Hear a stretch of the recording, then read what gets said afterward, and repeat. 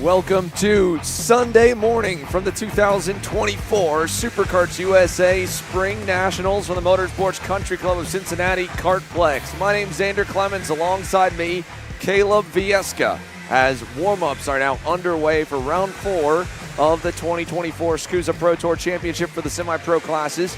The pro divisions have the morning off. They will warm up after the pre-finals at the lunch break with the Free to View Pro Show later on this afternoon. Again, for today's run of sessions, you'll see warm-ups, qualifying for round 4 of the semi-pro classes here for free on this live feed. We'll go, then we will go to the KC members exclusive live stream for pre-finals, pro warm-ups, and main events for the semi-pro classes.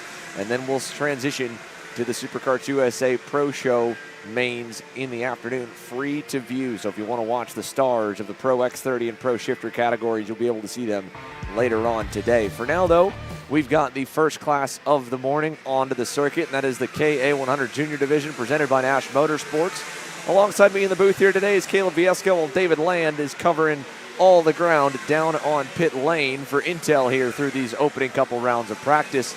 And yesterday, the KA Junior main event, a little more tame in comparison to how crazy the X30 Junior class is, but it's a new day, and we know with the long straights combined with some of the tight and twisty corners here that this will once again be another packed-up show, and one driver who has been able to master it a good bit this year has been this man, Enzo Vidmontien, and Trinity Karting Group's lead junior driver.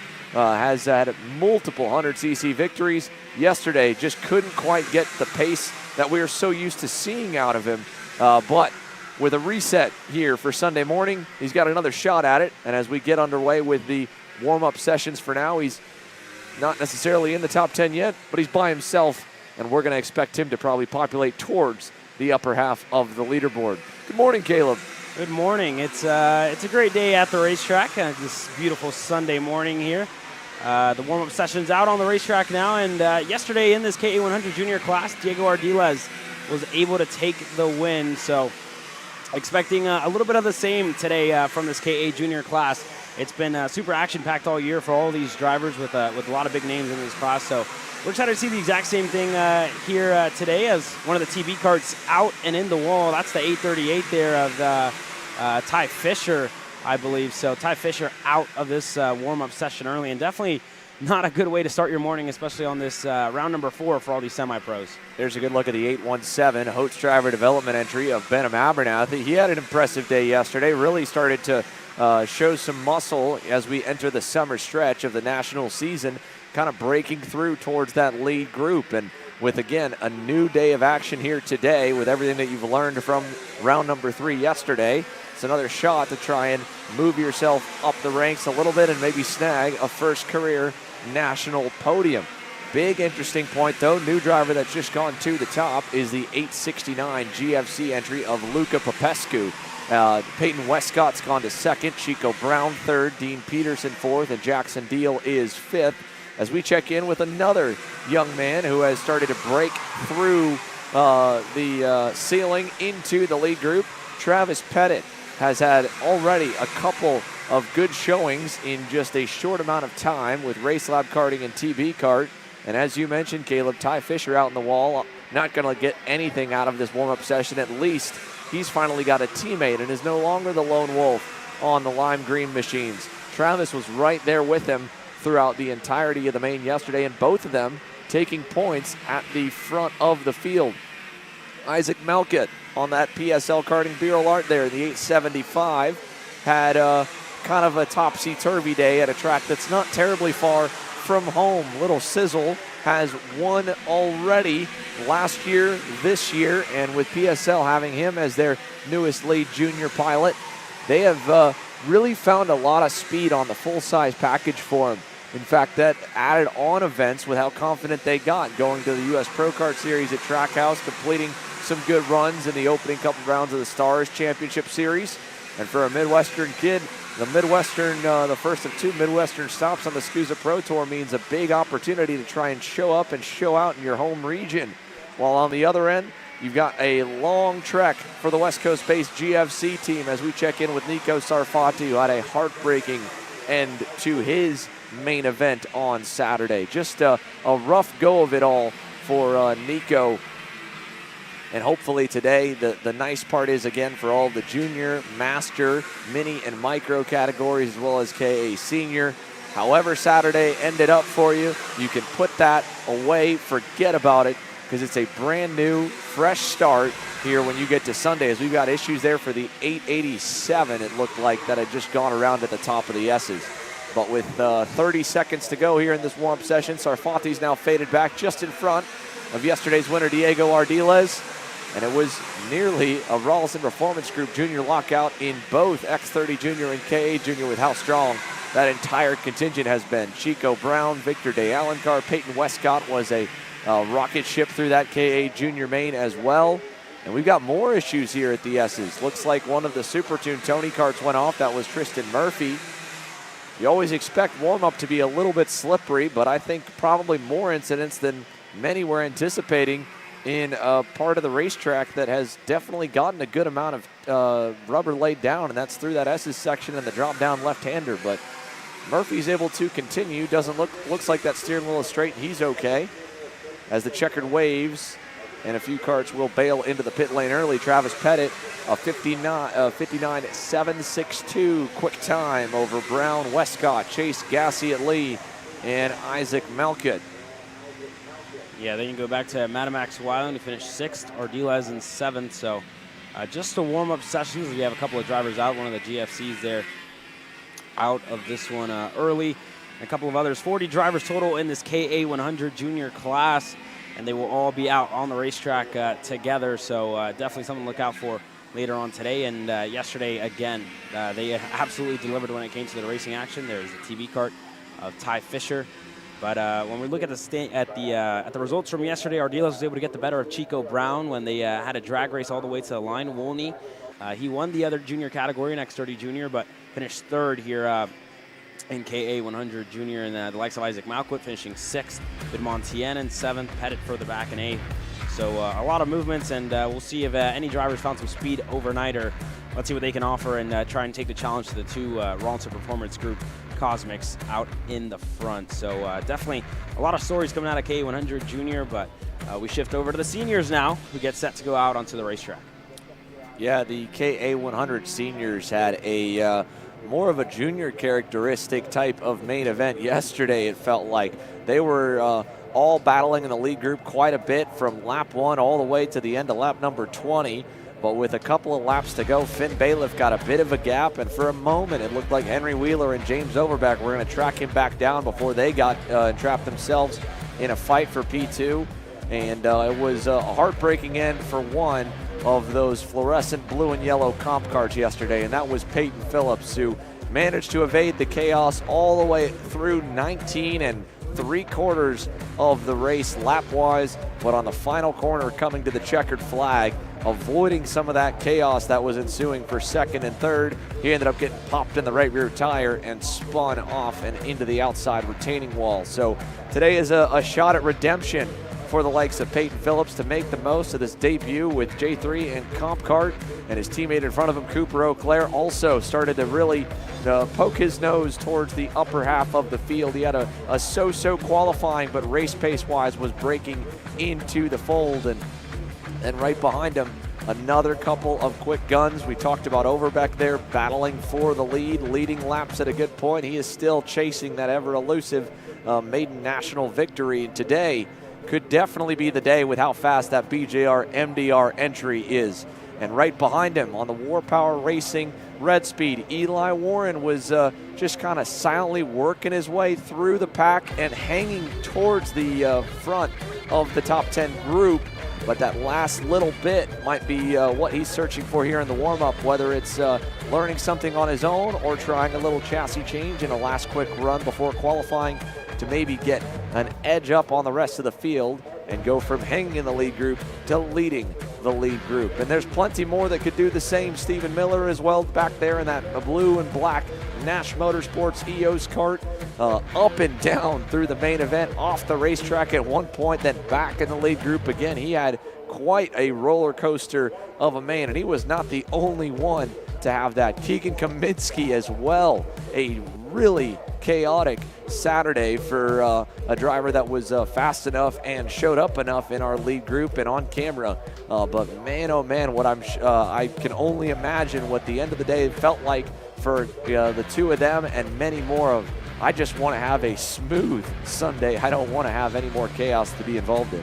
Yeah, speaking of a smooth Sunday, the likes of Henry Wheeler and the Burrell Art Machine, he was up there fighting for the lead the entire race. He looked like one of the favorites coming into this one, right? And then yesterday, unfortunately, finished with a DNF. Peyton Phillips as well, who already has a win to his name this year, won in Orlando, and a DNF for him yesterday as well, right, with his first team, with his first race with the J3 competition Kart team. So unfortunate end for Peyton Phillips and Henry Wheeler, who both looked pretty strong yesterday, and it just all really did not end well for those couple of drivers. But still a lot of names that are going to be looking to work their way up the field. Fernando Luque as well. He has the fastest lap of the race from the main event yesterday. Ended 9th after battling in the lead, and it just seemed like desperation hour for some of the senior drivers yesterday, right? Midway through that race, they kind of just got desperate, made a lot of moves, and a lot of side-by-side action throughout it. It was elbows out the entire way through. It was definitely a exciting race, it was exciting to watch from our end. Maybe not exactly the type of excitement that everyone would like, but I can tell you one thing, all the way down by turn number 2 where we're located, you could absolutely hear the massive cheering section that Finnegan Bailiff had when he crossed the line to win at home. He's done it before, and he's now done it again with nearly every major touring series that has now held at least one event here at the Motorsports Country Club of Cincinnati. And it was very cool as well to hear from his dad, Sean Bailiff, here, one of the two managing partners of the Motorsports Country Club of Cincinnati, along with Craig Heyman, saying, obviously we live on the property. You'd think, all that Finn Bailiff and Gavin Bailiff are doing are turning laps, but he's like, we make them pay for the racing, so they're not actually on track here as much as you might think, but they definitely know every inch of the place, from mowing the lawn, upkeeping the curbs, painting the curbing, resetting the walls, and making sure all of those Trinity Karting Group Kart Republics are ready to go at any given race weekend and any given test day. So let's see, as the KA 100 seniors get going, will there be as many off-track excursions as we just witnessed in that KA junior class? By my count, at least 5 or 6 went off at the end of the S's section.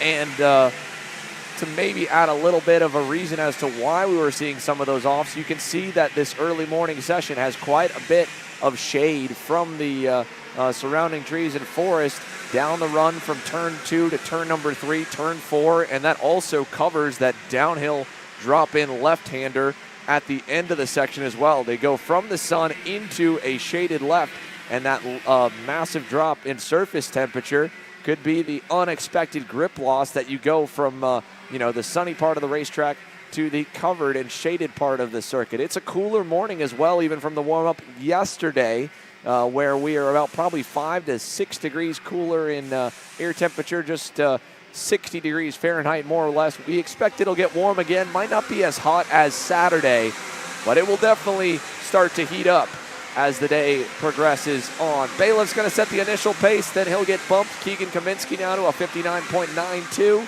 as we follow Peyton Phillips and James Overbeck towards the back section. They got around Kekai Halmanillo just a moment ago, and you'll see quite a bit of this where the fast drivers from yesterday are going to go out around each other in the morning practice session because they want to try and get a gauge, maybe experiment with gearing, experiment with a little chassis change and see, yes, the track's not going to be exactly the same as what it will be for them in qualifying here in about an hour's time, but still it'll be a close enough read to experiment, and knowing that if you're a little bit loose, if you've got a little bit of oversteer at this point, if you're lacking a little bit of grip, the circuit will heat up, the grip will come down, and you'll be perfect by the time the new tires roll on for the next round of action. Yeah, it'll be definitely something to watch here. Another thing to look out for here this weekend, the championship battles, especially in this K100 senior class. A pretty close championship here. Finnegan Bailiff, after yesterday, became the championship leader with 720 points total. James Overbeck right behind him with 689. And then the likes of Peyton Phillips, who has a win to his name, fell all the way back to 6th in the championship. Eli Warren with a consistent run yesterday, 5th. Miller in 4th in the championship right now. and Connor Ferris third. So a lot of shuffling could be today with James Overbeck if he does have a good run and if he does get that elusive first national victory here this weekend. He could possibly knock off hometown kid Finnegan Bailiff from the top step of the podium in the championship so far. We're round 4 today, so we're already at that turning point, and this is when you got to start thinking about it all, right? So for some of these drivers, it's make or break from here on out. Yeah, this is a critical point in the season as we turn the page towards the second half of this championship fight. You do get one drop of the 6 rounds. Your best 5 of 6 count, but you want to make sure that you've either got that in your back pocket or have a decent drop as things stand when you look towards the season finale in a month and a half time at Newcastle Motorsports Park, so you can go on the attack and not necessarily worry about having to make up for a lack of room for error. Henry Wheeler on screen here in the PSL Karting Bureau Lard. He's the number 3 plate, the 3rd place finisher in the championship from 2023. And a run like yesterday could have really catapulted him back into the fight, but with the way it all shook out, he ended up not getting maximum points. That, of course, went to Bailiff, who should be the pseudo points leader by pre-drop calculations coming through today. And if he can get another strong day here at home turf, he will be in a very comfortable spot heading to Indiana. Steven Eisert, man, what a bummer of a day with so much promise. First and foremost, the Sodi Kart driver had issues in qualifying. The black and orange machine was 4 seconds off with an obvious mechanical issue. Started tail end, 32nd on the grid for the pre-final. Made up about 16 spots to roll off from 14th or 15th in the main. Drove up into the lead pack only to get into a bit of a mess and end up down in the 14th spot by the time the checkered flag dropped again. And it just has been a year of probably more downbeat days than upbeat days for Steven Eisert in what started off with a lot of promise and momentum coming off of the Rock Vegas victory he had in November of 2023 and a strong performance throughout the SKUSA Super Nationals, which is, of course, the marquee event in the North American karting calendar that draws global attention with over 500 drivers invading Las Vegas. Meatball flag out for one driver. Not sure. Oh, Bailiff himself. Yeah. Finnegan Bailiff looks like he's got something amiss on that 949 TKG KR. He's checking over by the right rear like maybe the bumper had come loose. And that was another interesting tidbit. You heard from Sean yesterday that, yeah, he's working on his own go-kart, so there's no mechanic to yell at. Finn's just going to end up frustrated with himself if that was something that fell off. Yeah, it probably, from the looks of it, was probably, most common, especially in warm-up sessions. That rear bumper usually comes loose. And, I mean, Xander, you've been racing quite often. You've had that feeling quite recently. I mean, what is that like, right? Well, I mean, the biggest thing is it takes a second for it to fully dislodge, right? For the viewers watching along at home, if you do have, let's say, a piece of bodywork that's dragging the ground, that's not an instant meatball flag. But the moment that it starts to completely break loose, which there's 2 connecting bolts on the rear bumper, and if the rear of the frame is exposed as one of the connections is completely broken or severed, then it becomes a safety hazard, and that's when you'll get flagged off the racetrack. The same goes for losing any other piece of bodywork or machinery on the circuit, whether it's a battery, nose cone, bumper, etc. And when you do have that fully kind of dislodged rear bumper and it digs into the ground going through the corner, you're going to notice the kart break loose kind of suddenly, and it's only going to happen in either a right-handed turn or a left-handed turn. It typically won't happen in both. And it's because, again, when the karts rotate through the corner by lifting that inside rear tire, the outside rear tire then digs into the ground. And if that bumper, as you can see, is already riding low, ends up dragging the ground, it's going to dig in further and then instantly break you loose. So if you have a broken left rear bumper bolt, you're going to feel it in the right-hand corners and vice versa. If you have a broken right side bumper bolt, you're going to feel it in the left-handed turns. And it's not something that you could necessarily crash from or lose a lot of pace, but it's enough that you'll notice it, and it's the most deflating feeling in the world because there's nothing you can do once you get that meatball flag. You're either going to get lose timing and potentially risk a serious suspension for ignoring it, or you'll take the heartbreak in stride, pull into the scale line, head in your hands, and go, man, I had something for him, but it wasn't anything I did. Just had a bit of mechanical issues. So Henry Wheeler, quickest at the end of the SKUSA Racing USA KA Senior Warmup over Miller. Connor Ferris with a good bit of new life here on this Sunday morning. Finnegan Bailiff, and then Kane Martin ending out in fifth as the Micro Swifts are all in a hurry to get onto the racetrack here at the MCC Kartplex. About 25 of them racing off the grid here to be the first ones onto the circuit. Yeah, as the Micro Swifts out on the racetrack now. Yesterday, the Jamaican sensation, Zane Burgess, was your big winner at round number 3.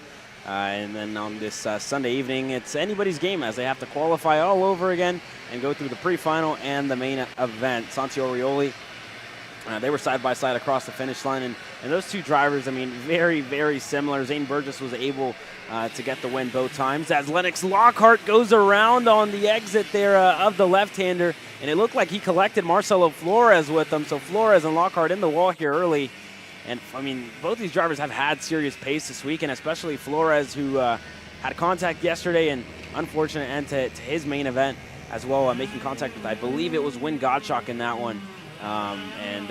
Lennox Lockhart able to get back onto the racetrack now and continue on. But already for some of these drivers in the grass and a little bit of a scare early on, as Dutch Westbrook leading the pack here at the moment with Brody Stoffel right behind him. You go back to Connor Lipka and Win Gottschalk in 4th, and Carney P5 here at the moment. So as the times continue to cycle through, we'll see what the lap times look like in this morning warm-up session. But yesterday, Burgess was able to take the win, and it was just the same story pretty much in the pre-final and in the main event. Both of those drivers drag races all the way to the line, where Zane Burgess was able to take the win in both. Yeah, I mean, and he just barely got it in both cases, but just had that little bit of an edge, and that's where just, again, this warm-up where you can make a small gear ratio adjustment, add maybe one tooth or take one tooth off on the rear sprocket to see if it makes a difference in straight line. That's where you want to be around other drivers. Again, this is a session obviously ranked by your single best lap time, so you'd think maybe you want to get away from the traffic, but this is not a session that matters in any way. The qualifying groups were split off of the final Friday practice session.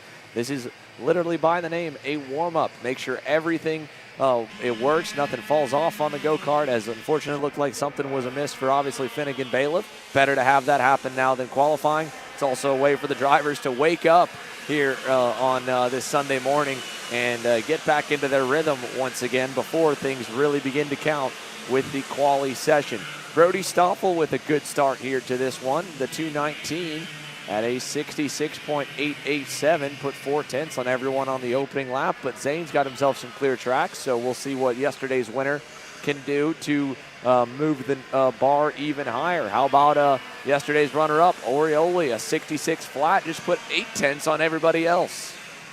Yeah, Orioli, really quick lap time at 106.032, so again, so lap time's off, but everybody's starting to find some pace. And Xander, I mean, one of the big things that you mentioned to me here this morning is how much darker the racing line actually looks today, right? With all the rubber being laid down from yesterday when we got racing action, but just track evolution has been the big question here this weekend.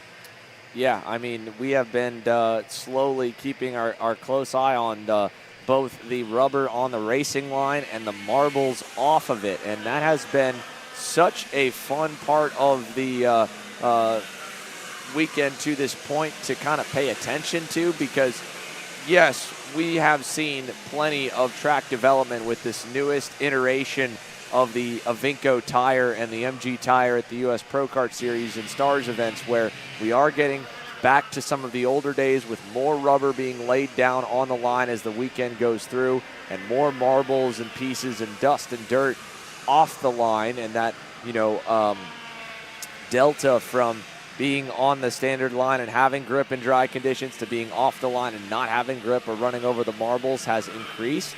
But here, it has been at another level this weekend. And I don't know if it's something to be expected when we come back to this racetrack next week for the Rotax Trophy East event, or for the likes of the Stars and US Pro Kart Series events later in the year that we'll be here for as well. But compared to, let's say, even Newcastle Motorsports Park, where we were at 2 weeks ago and where we'll be finishing the Pro Tour, I mean, it is so treacherous to be offline, especially in some of the high-speed corners, both not just by missing the apex and ending up on the outside of the rubber, but even just going to the inside to pass. In that X30 Junior main event, Enzo Vidmontien, a clean surprise move on Turner Brown right here at the end of the front straightaway, forced Turner to miss the black stuff and end up in the marbles. He went straight off the racetrack. You think as well in Master Shifter, Larry Pegram got one little tap from behind at the end of the front stretch while leading the pre-final, and as soon as he missed his mark and missed the black stuff, he was just off for a ride. And I saw that as early as Thursday with practice. There was one driver that had let someone go coming out of the turn 2 hairpin, and the run over to turn 3 went to the outside at the right-hander at turn 3 slowly, and literally just by being offline, even at half speed, drove off the racetrack on their own. So that part as well has played into the racing and even into a bit of strategy, as we saw with Vidmontien trying to, basically take Turner Brown out of contention without crashing him or forcing contact by forcing him onto the marbles. And then Chico did the same thing back. So even in a hairpin like this, picking up all of that onto your tires and then having to spend the next lap trying to clean it off and trying to anticipate the next corner by braking earlier, knowing that the grip will not be there had you been on the normal line previously. That's not a new concept, but it is at another level here at MCC Kartplex this weekend. Way more than we have seen in recent times. I mean, how often, Caleb, do we see someone go to the inside to pass and completely blow the pass? An experienced driver, a national level driver, and miss the apex and get over-under. It's not a commonplace, thing. We've seen crossovers before, but to literally be out of control, locked up by just going to the inside of the racing line in the braking zone is something we've seen way more, I feel like, yesterday and Friday than any other event or track so far this year. Yeah, so that was one of the big characteristics from yesterday, right? And other things that a lot of other drivers were saying to me yesterday when we were walking the paddock is how bumpy the racetrack is, right?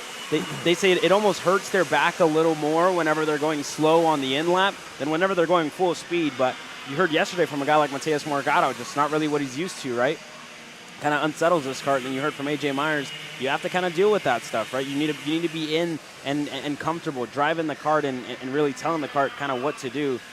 So that was one of the big talking points from yesterday, and we'll see what it looks like today in that pro class, because Mateus still thinks that he has something for AJ, and AJ is hoping that Mateus continues to struggle. But yeah, some of the big characteristics of this racetrack that I think have delivered us really, really good racing action as the weekend has progressed. It has been a good track for racing, though. I don't want to make it seem like it's overly tricky or treacherous where we haven't witnessed good races. We've seen, obviously, like you said, a drag race at the line in this Microsoft main event yesterday.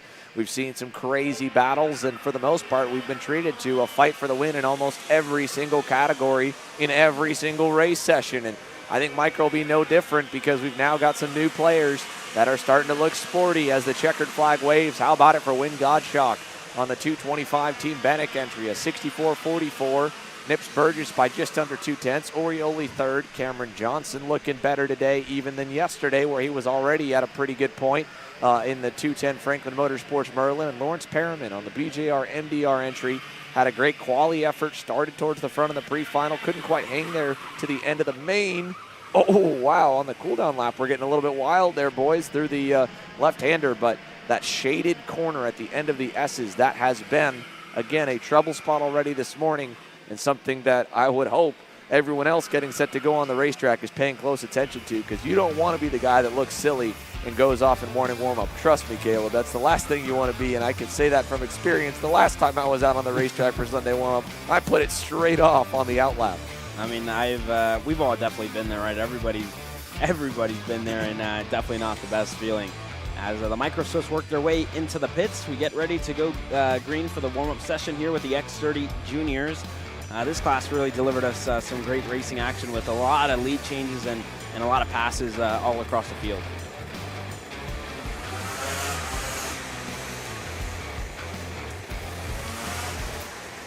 Bit of a different take on the warm-up here this morning for the X30 Juniors. Not as crowded of a racetrack, but a lot of drivers waiting here, obviously, on the grid. There you can see at the bottom of the screen the RPG contingent led by Chico Brown, Ty Fisher waiting as well, Matt Weiland waiting at the back, Sarah Bradley, and What an awesome story for Jackson Wolney to finally get that first career national win. He has come so close, and in fact, it just kind of slipped my mind that it hadn't come yet for that young man with so many podiums that he has had here today. As now a few more are finally going to bail and go out and turn some laps. There goes the SCR group. Wolney going to roll out as well.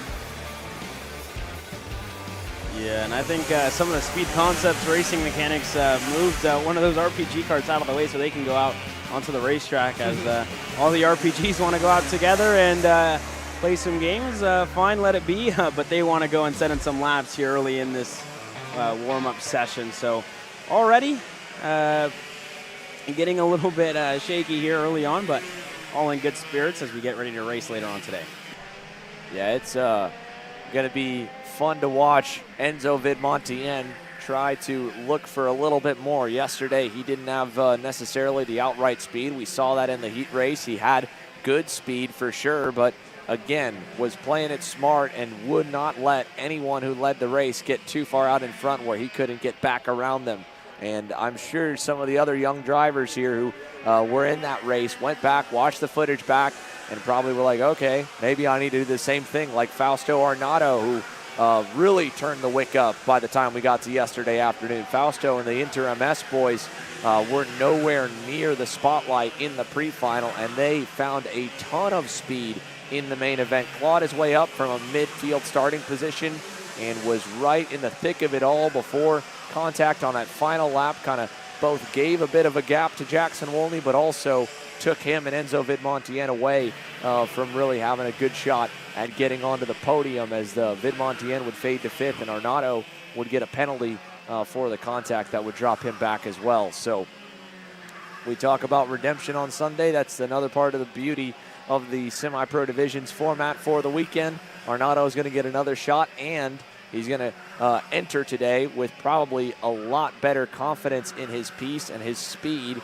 than where he was yesterday at this very same point. 4 minutes, 20 seconds to go, which means the first couple laps should populate on the leaderboard as we follow Alexander Vanchev, who had a similar run to Arnato, except he was not able to get that last oomph of speed to move up the charts in the main event yesterday. Ty Fisher, kind of similar story. I mean, to go from, you talk about how humbling this class was. Ty Fisher qualified on the pole at the last time. Most of these drivers were competing in an X30 Junior platform a month ago at Trackhouse Motorplex. And yesterday, at one point in the opening couple laps of the pre-final, he was dead last, 16th of the 16 on the circuit. So there are just so many all-stars in the X30 Junior division. There's really no, without being overly rude, field fillers. Any one of them at any given weekend, if the cards are right, can contend for the lead and the win. Granted, some have had that consistency at the front more than others, and none probably more than the purple and pink boys, and especially with Chico Brown, who, there's no question, had a target on his back after the way he put everyone on notice in that pre-final. Even with little hiccups here and there through that heat race, he was a step above, a league of his own in terms of raw speed, and he was really quick in that K8 Junior main as well. Arguably the fastest go-kart and driver combination in both junior classes throughout every session, all 8 of them on Saturday. And while he knows that another day for drivers to learn from him and learn on their own and make developments to find more speed here means that the field is probably going to be closer Sunday, he's probably kept his foot on the gas as well to look for more speed throughout the day also. So we'll see if he quickly goes to the top. For now, with himself and Diego Ardiles and their teammates like Victor De Alencar and company waiting on the grid, they have not gotten a clean lap in quite yet, but give it a minute and they should be able to get those tires up to temperature, as Ty Fisher now populates up to the top at a 57.5. There they go. Ardiles now to the second spot, and Brown to the top, 57.114, right on cue, 2/10 up on the field. Yeah, so a lot of drivers already showing some much better pace than what they had yesterday, right? The likes of Ty Fisher, like we mentioned, just struggled yesterday. So whatever they did overnight seems to be working so far in this warm-up session. Vanchev still down in the 13th spot. Spoke to a lot of these drivers yesterday as well, just one of the big points that I really got from after conversing with a lot of these junior drivers is if you're not comfortable in the kart, if you're not comfortable with whatever setup you may have, you're not going to be fast. And yesterday, for the likes of Vanchev, was uncomfortable, clearly had something wrong in his machine, and for Ardiles as well, right? Just when I spoke to him yesterday, just told me he wasn't as comfortable in the X30 Junior kart as he was in his KA 100 Junior kart. So that was one of the big differences in trying to get that same feeling with this X30 package. So definitely something to look out for, but the 2RPG Cosmics absolutely flying here this morning. Chico just beat his personal best lap time of the session. Just goes purple again, a 56.969. So really good pace. About a tenth quicker than his teammate Diego Ardiles. Yeah, just and he's doing that, leading Ardiles around as well. He's not towing off of Diego, but Diego this lap has closed up as they've caught a little bit of traffic. That looks to be Andrew Augustine, so they'll have to work their way past him, and Chico's going to do it in the trickiest corner to get by on the racetrack. So many close calls and easy offs there on the exit because it's such an inviting turn. You really don't see anyone defend there. It's a lot easier to defend into these 180-degree corners and control going offline and just bring the pace down. But when you're setting up for a long straight like that and you're coming off of a already quick and opposite side of the racetrack section like the S's do, it just makes it so inviting and so enticing to try and send it on someone there in that drop down left. We've seen it from the micro Swift division all the way up to the pro shifters, where drivers have really gotten aggressive right there. There are still the master shifters to roll along with mini Swift, and unlike yesterday's format that saw the pro categories run a warm-up in the early part of the morning, again, pro X30 and pro shifter will not run their warm-up session until noon today following the lunch break. Then you'll have the rest of the semi-pro classes run through their main events to wrap up their day of action, and after they're complete, then the two pro mains will run around 3 p.m. Eastern. So for X30 and for shifter pro drivers, they're parked. Master shifter, mini Swift. That just leaves us two more categories to run through for practice before qualifying for the fourth round of the SKUSA Pro Tour in their championships gets underway. 56.92 for David Ramirez that time by, and as the checkered waves, that should put the lock on the 1, 2, 3, 4 Rollison Performance Group lockout of the top four spots. Ramirez, Brown, Fianchi with a good lap at the end. Ardiles, all four of those drivers within 1/10 of a second. And then back to P5 with Alexander Vanchev, who looked a little bit better throughout this warm-up than where he was ranked in the time charts yesterday. We're going to take this moment, folks, to step away. When we return, Master Shifter will be on the circuit for their first session here on Sunday. This is Henry. Henry feels sad.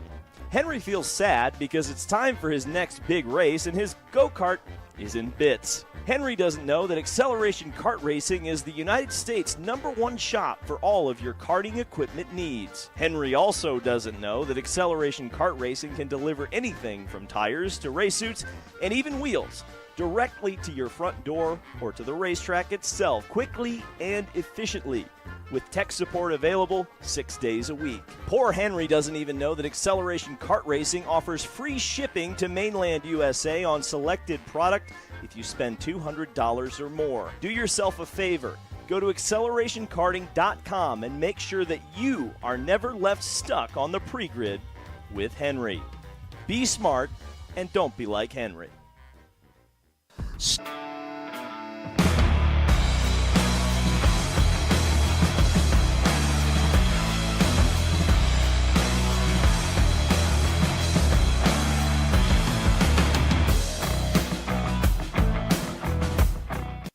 Are you looking for an advantage in your competition? Well, Kart Class has done the hard work for you. We've travelled to your racetracks to give you the inside knowledge. So what does Kart Class offer? We've got drone footage that captures the racing lines, visual markers for your braking points, acceleration zones, and the best overtake opportunities on your racetrack. Pedal cam to show you where to brake and when to accelerate, and 360-degree footage to make sure you don't miss any parts on the racetrack. We've covered 13 racetracks in the United States, and Australia, you're up next. So visit kartclass.com to get your track information. Are you ready to get behind the wheel? From Formula One to NASCAR and IndyCar, all the pros start here.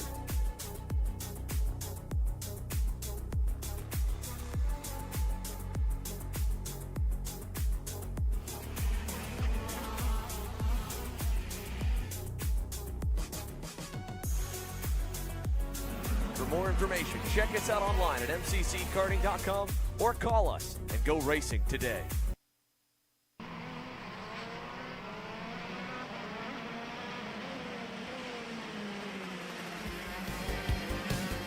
Welcome back to the beautiful Motorsports Country Club of Cincinnati as our master shifters have worked their way out onto the racetrack. This track is one of the most unique racetracks that we go to all year long, and for some drivers, it's a pretty new racetrack. So why don't we catch up with Dave Serra as he's going to take us around and show us how to go fast around this beautiful racetrack. Hey guys, it's Dave here from Kart Class. We're at MCC, the Motorsports Country Club of Cincinnati. We're here to show you guys the fastest way to drive this almost 1 mile circuit. It offers both fast sweeping corners, some fast chicanes, and a technical switchback that leads onto a long main straight. Let's find out where to brake, where to accelerate, and where the best places to overtake. So let's get stuck into it.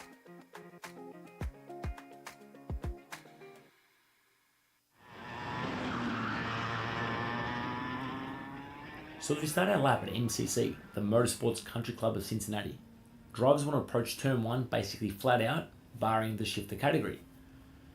Turn 2 presents the first real overtaking opportunity on the track. This is a light lock of the brakes, but drivers can get up the inside. The fastest approach is take a later apex, and that sets you up against the back straight nice and quickly. Turn 3 is flat out. As we make our way down the back straight, this presents another opportunity to overtake our competitors. Less braking is required here because the corner opens up a lot more than turn 2. On the exit of turn 4, allow the kart to flow to the edge of the track. You can use that outside curbing. Now there's 2 different approaches that drivers are going to take in turn 5, the right hand 180 degree switchback. Our low performance categories want to open up the entry, where X30 and shifter can attack the inside apex a lot more aggressively. The reason for this is they've got a lot more horsepower to get out of that corner nice and quickly. A little chirp of the brakes is still required into this corner, but drivers want to get on the gas a little bit earlier than that middle of the apex, and this then sets them up to get through the next part of the straight and through those chicanes nice and quickly. Drivers can utilise the inside curbs through the chicane, with the last right hand kink being the most important to hit in the right spot. If drivers approach that with too early of an apex, they exit too wide, and that then jeopardises their racing line for the next left-hand turn.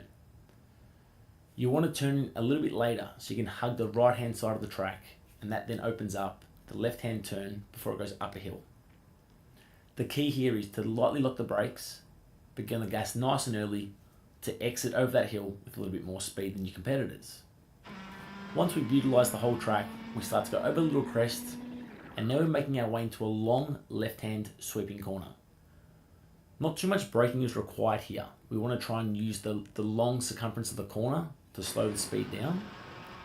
And I found that using the inside curb actually helps rotate the kart and not flow the kart too wide in the middle of this turn. Using too much racetrack here is just not quick enough. So once we exit in the middle of the track, we start to move the kart towards 3/4 to full racetrack width as we go into the final 2 180 degree switchback corners. Again, you can pass into these final 2 corners. I would try and pass into the left-hander rather than the last right-hand corner, but it's a late apex on your fastest lap.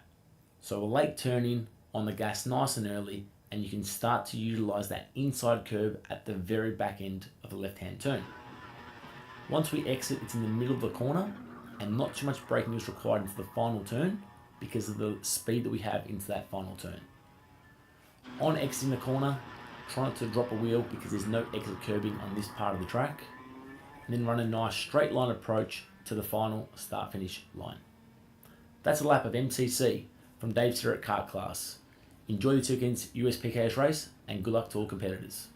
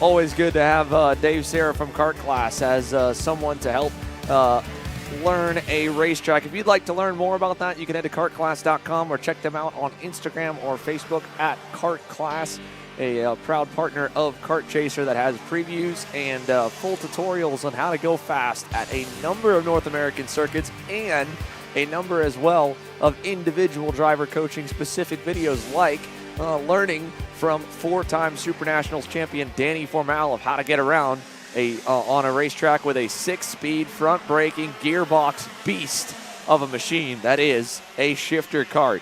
And speaking of getting around here quick, how about it for the Crow Show? John Crow, fastest right now on that 631 factory kart, a 54.143. Yesterday it was a mechanical issue for Crow, but hopefully today a bit of a turn of the tides in the luck as well. Larry Pegram, Skitchy Barnes, Mike Rivera, Joe Rook, your top five, and everyone looks a little closer in times than what it looked like in the main, where it spread apart quite a bit. Granted, a couple tenths up for Crow and for Pegram, but we're still waiting on the last few to finish their laps if they'd like to.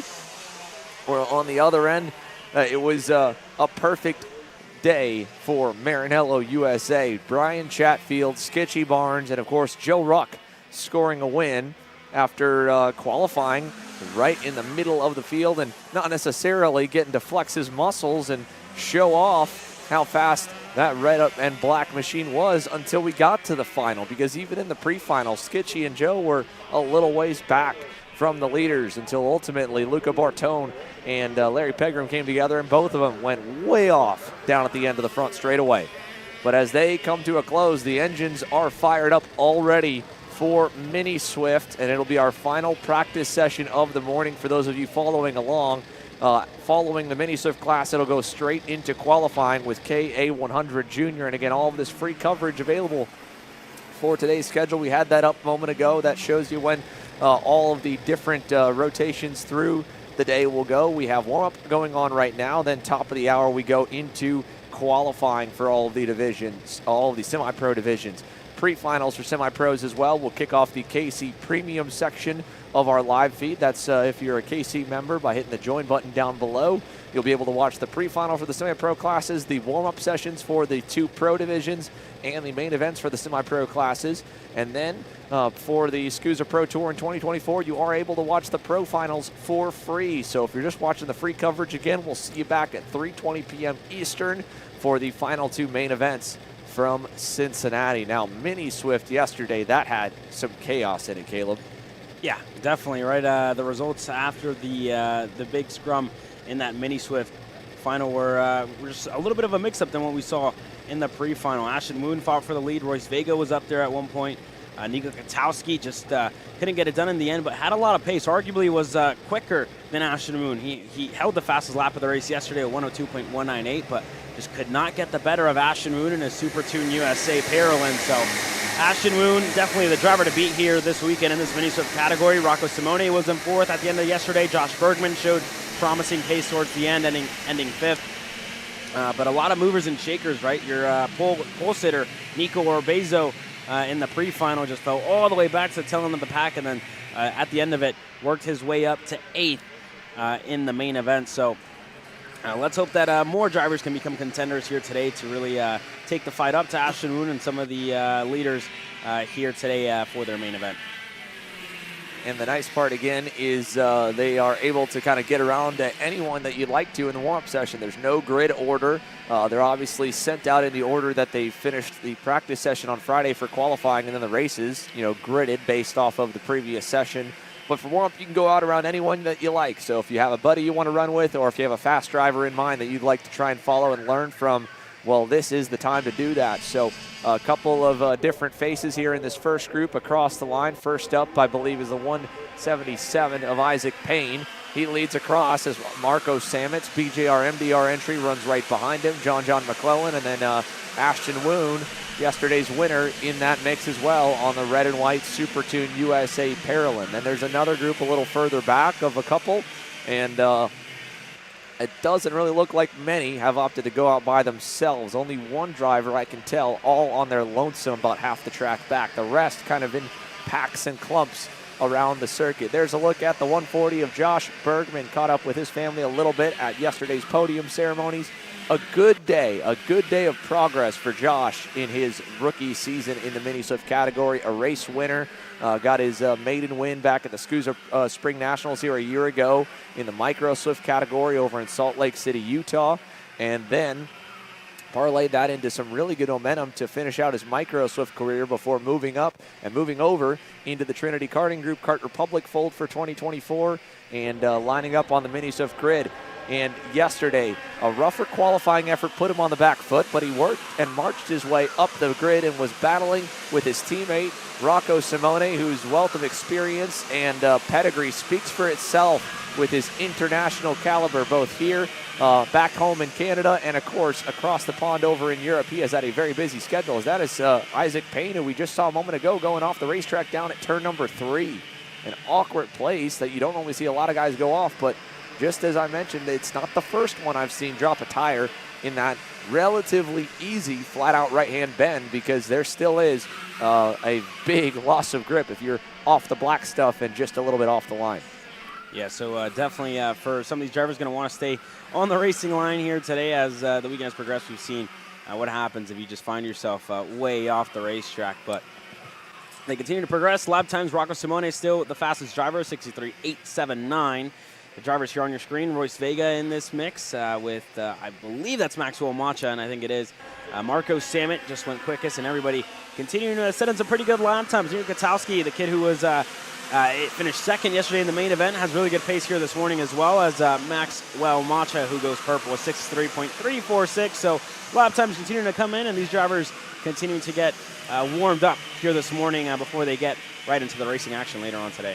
Yep, and it is already a big shuffle in the leaderboard here, lap time wise, with Katowski. What a run for Nico Katowski on the Sodi Team U-Race entry yesterday. So fun to watch him, as we've got other issues though. The 144 born Grayson Walcott off and up the berm, and I don't believe he's gotten that way up on his own. I think they've moved him off the side with a mechanical issue, so he won't get to learn anything more out of this warm-up session, but thankfully, again, doesn't count for anything besides a little bit of an ego to look back at the time charts. This is, again, just getting yourself back into the rhythm of things for the full race day, as Katowski leads a massive group across the line. And while it was a good day for Nico Katowski, it was a bittersweet Saturday for Nico Orbezo. First career Mini Swift Pole Award in qualifying. What a great performance it was for the young Texas native, but then just couldn't quite get the luck to continue all the way to the end of the afternoon and parlay that into a massive result. So he's looking for another shot at getting some hardware here on Sunday, as there's a lot of passing going on in that middle group there, as we now catch up with the 147 of Troy Ferguson, who kind of was outside the limelight, but right towards the cusp of it throughout all three official sessions, qualifying, pre-final, and main event yesterday, trying to keep himself at least in the hunt and in the conversation for the 2024 SKUSA Pro Tour Mini Swift Championship. He just popped up to second last time by at a 63.1, just behind Team Ferris Racing's Enzo De Janeiro. But that'll change again, I'm sure, this time as they get some more heat in the tires And there it goes, Brandon Ang on that Catalyst driver development at Kart to the top. Ferguson once again back to the top.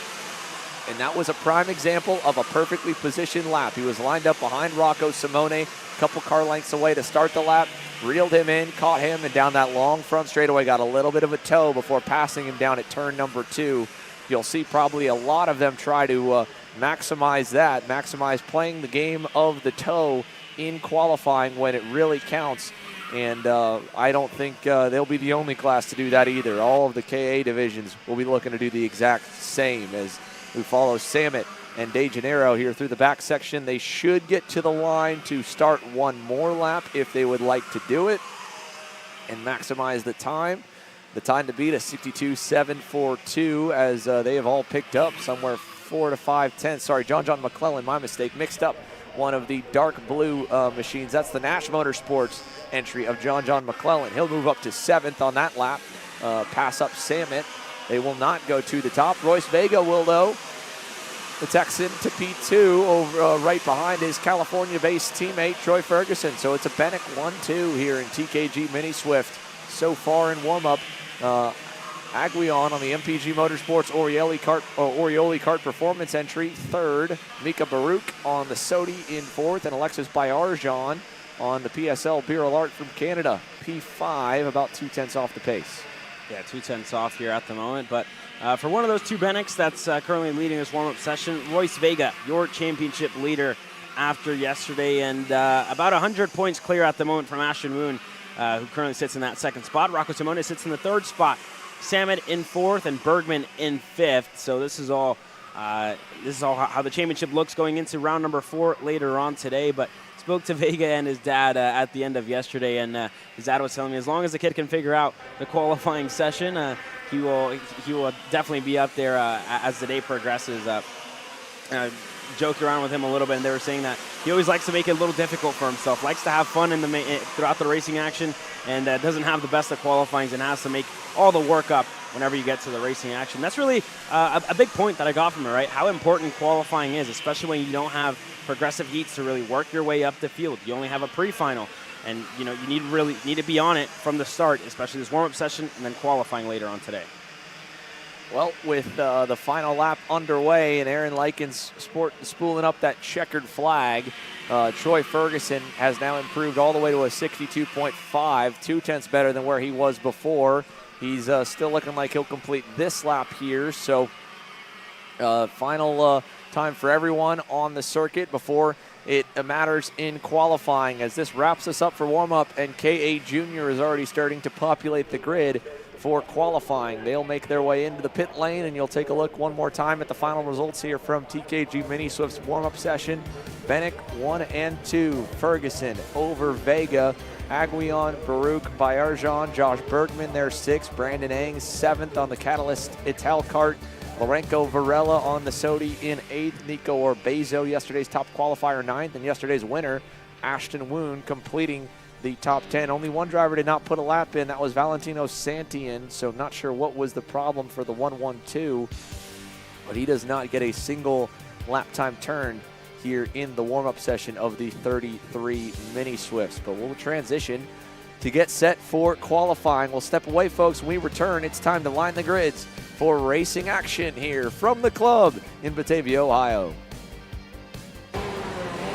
Brandon, why are there all these charges for just over $200 from Acceleration Kart Racing's website?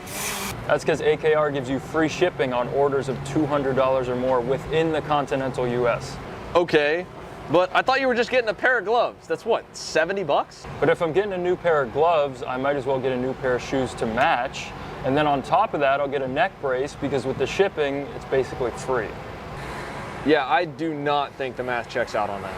Everything you need, all in one place and shipped to your door for free for orders of $200 or more. Exclusions apply. Spend responsibly. Shop AKR.com. I'm David Serra, 18-time Australian karting champion, and we're launching Kart Class. Kart Class is an advanced digital training program that suits a driver who's just starting out in the sport, all the way to the driver looking to win a national championship. In this program, you're going to be learning about how to find the ideal racing line and what an apex is. Braking and throttle markers, wet weather racing lines, and how to overtake other competitors. We target how to brake in the wet weather, and we look on the mental side of kart racing as well with our mental skills coach. At the completion of this program, you'll be lighting up purple sectors in qualifying, know when to defend on the opening laps, and how to pressure your opposition into mistakes. We teach you the tools to be resilient and how to get in the right frame of mind before a race.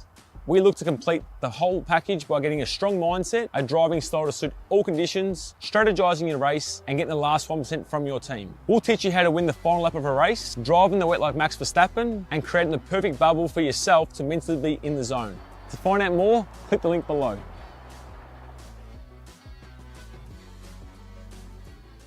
Are you ready to get behind the wheel? From Formula One to NASCAR and IndyCar, all the pros start here.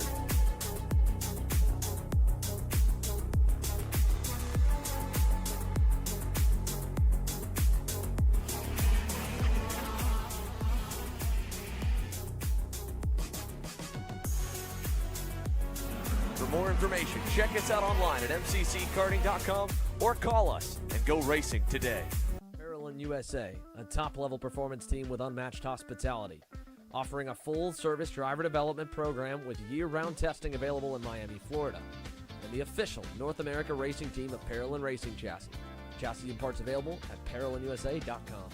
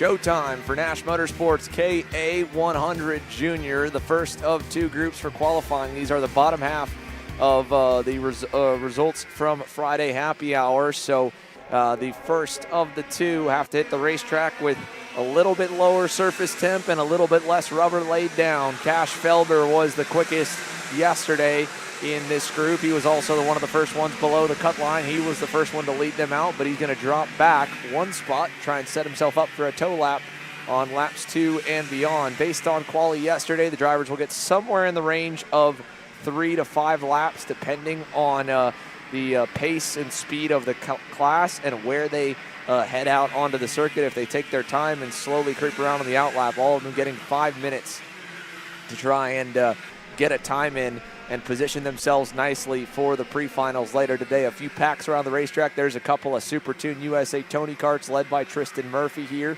of the pair through the new section of the circuit. Not so much new anymore. I don't know how long we can keep referring it to that, but it is definitely a different aspect that was added on in the repave a couple of years ago here to the MCC Kartplex. It is the slowest section on the racetrack, and then it is followed by the fastest part of the racetrack, a massive front straightaway where that last little bit of your lap, if you can be just a couple car lengths behind someone with a good launch off that last turn, you can pull up in the draft and pick up an extra tenth or two. And in a class like this, as big as it is in any of the divisions, really with how close it is on the national level, 1 to 2 tenths could be 5 or 10 positions. So all that makes a huge difference, and if you can put yourself in the right spot here right now for qualifying, you can make your life a lot easier, or if you don't, a lot harder when we go racing later on this morning here, beginning at 10:20 a.m. Eastern with pre-finals. So first lap in, Kapadia Basu, the Rollison Performance Group Cosmic, the 816 at a 60.599. But again, that's just the opening lap. You can see him there in the middle of the group as they head down the front straightaway now. 3 minutes a lap so far. Cash Felber resets top time, 59.99, and now it'll be Darren Kidd and Jackson Deal pushing him back. Luca Popescu jumps up as well. So Jackson Deal on that MPG Motorsports Kart Republic, the red and white colors, to the top on the 894, 59.606, nearly 3 tenths clear on that second lap at speed. They're going to be able to get one more after this, so should be 4 laps for the majority, if not the entire group. Jackson's in a pretty good spot right now, chasing down 2 karts in front that are also high up in the boards. So let's see if this is an even better lap for Jackson Deal. A different line there in that drop-down left-hander, Caleb. We've seen a few kind of option lanes in that sector of the racetrack. Do you go wide and arc and try to just keep the momentum up, or do you shorten the circuit and jump that inside curbing? We've seen it work really both ways, and sometimes a little bit of variance from class to class, but even inside the classes, drivers taking different approaches to that corner, which we don't see at every racetrack, and we definitely don't see at every corner here. Like turn number 2, a pretty standard normal line to get through there. Yeah, that left-hander, if you guys were watching Dave Serra's video, he says to go wide, so I'll listen to Dave Serra, and it seems to be working for Jackson Deal here, because he retook that fastest lap at 59.375, so it seems to be working out pretty well with his racing line through that corner. Yesterday in this group, it was Cash Felber who was quickest. He's currently down in 7th, so let's see what his lap time looks like this time around, but everybody still continuing to improve. Everybody in the 59s here at the moment, so let's see how this qualifying session progresses for the second group. We're following Homer Heyman around right now on the TKG Kart Republic. He didn't get the best run through that sweeper, but he's in second. 2 tenths to find to try and nip Jackson Deal as Aaron Likens brings the checkered flag out. This will be the last run to the line for the group. Cash Felber, fastest from Happy Hour, fastest yesterday, down in 7th. He will not go too much higher, and the rest of the group will shuffle, but Jackson Deal's third lap looks like it's going to hold. 59.375. Heyman second. Jackson Young on the GFC popping up the boards to third. Darren Kidd on the BJR MDR LN kart to 4th.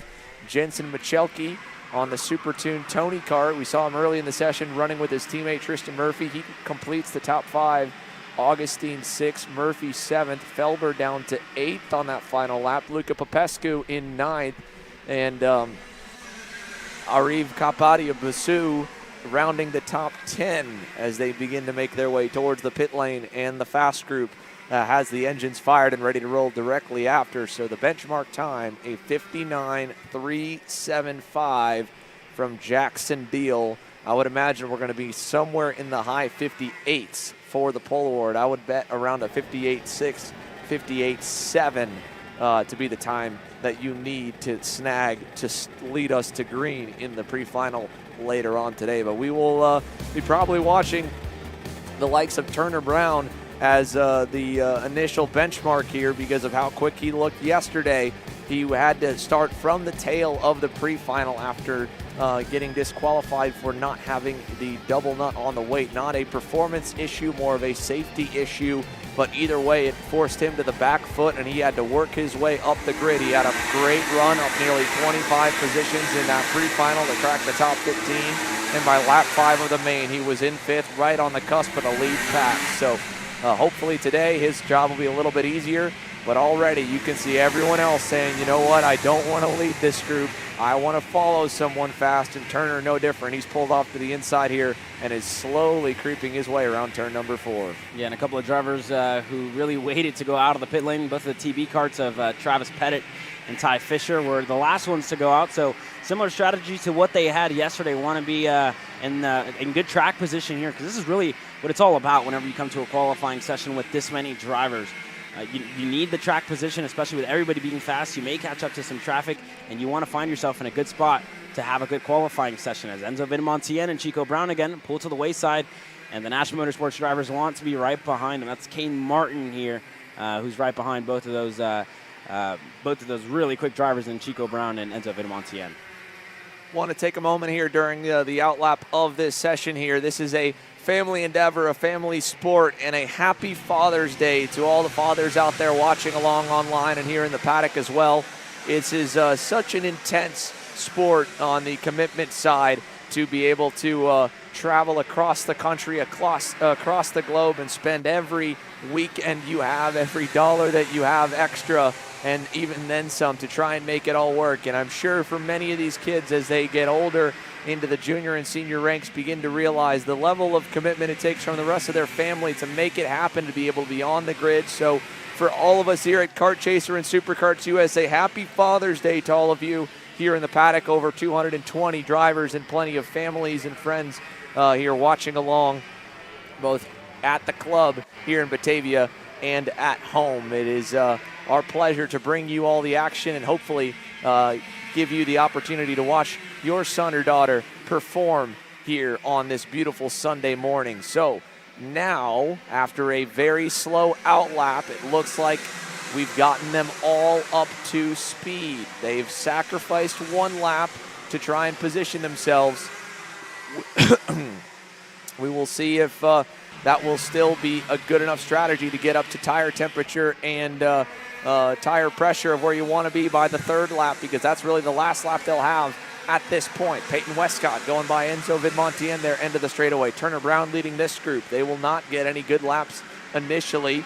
No one in the second group right now getting anywhere close to the initial times from group number 1. Still a 59.37 holding for Jackson Deal as Vidmontien drops to the tail of this group, makes a little carburetor adjustment there, and we'll go back and pick up the race lap TBs of Ty Fisher and Travis Pettit trying to work together now into the infield hairpin. Yeah, both these drivers went out by themselves early on, and they have really good track position here. So as long as they can stay together, as long as they can push and toe off of each other and continue to push each other, they will probably end up with a pretty good qualifying session here in this one. But they have to get on with it as the time continues to dwindle down. 2 laps complete for most of these drivers. So it's about time to start setting in some lap times. Yeah, this is going to be the first real metric. Let's see who jumps up. How about Chico? He'll go to the top. 59.242 for Turner Brown. Alexander Vanchev follows him up the boards to 3rd.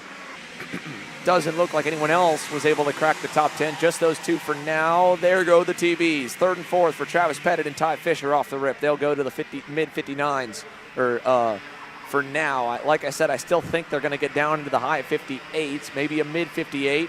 Turner's already pulled away. He's punching his own hole in the air, and he's still quick enough to go fastest. That was no different than what we saw yesterday, so very, very quick for the 836. Let's see what this lap looks like as he heads to the back sector. Yeah, let's see what it looks like for Chico Brown. See if he can improve this time by. He's left Enzo Vidmontien, one of the Sodi Racing USA machines, of Vanchev right behind him. So let's see what the lap time looks like for Chico Brown as he gets set to cross the stripe. Checkered flag not out as of yet. And he does improve a 58.986 as everybody starts setting in some lap times. Westcott goes up to 2nd. Ardiles up to 3rd. Vidmontien 4th. Vanchev 5th. 1/1000th of a second off for Peyton Westcott. The young lady sandwiched now between her teammates, with Diego Ardiles completing an RPG 1-2-3. Gabriel Balog a good lap on the Magic Kart to 4th. Vanchev now as we follow him through turns 6 and 7. up to the 6th spot, 3/10 still to find as he watches Brown race off into the distance. He's now basically outside the drafting window from Chico and is running by himself with no help from behind. Then you go to Chase Gassie at Lee. Where does he stack up? He's 9th right now. Enzo Vidmontien, that last lap was good, P5, and he's in a decent spot if they can get one more, but they're already going to hit the checkered this time, so this will be it. Last time across the line for group number 1. Here goes Gassie at Lee. Where does he end up? He'll go to 6th. Vidmontien, nothing better on that last lap. He ends still 5th. And a big lap from Peyton Westcott. 58.714, 1/1000th better than Turner Brown on the final circuit. Peyton Westcott with a great last lap around. Diego Ardila is able to follow and get close there for 3rd.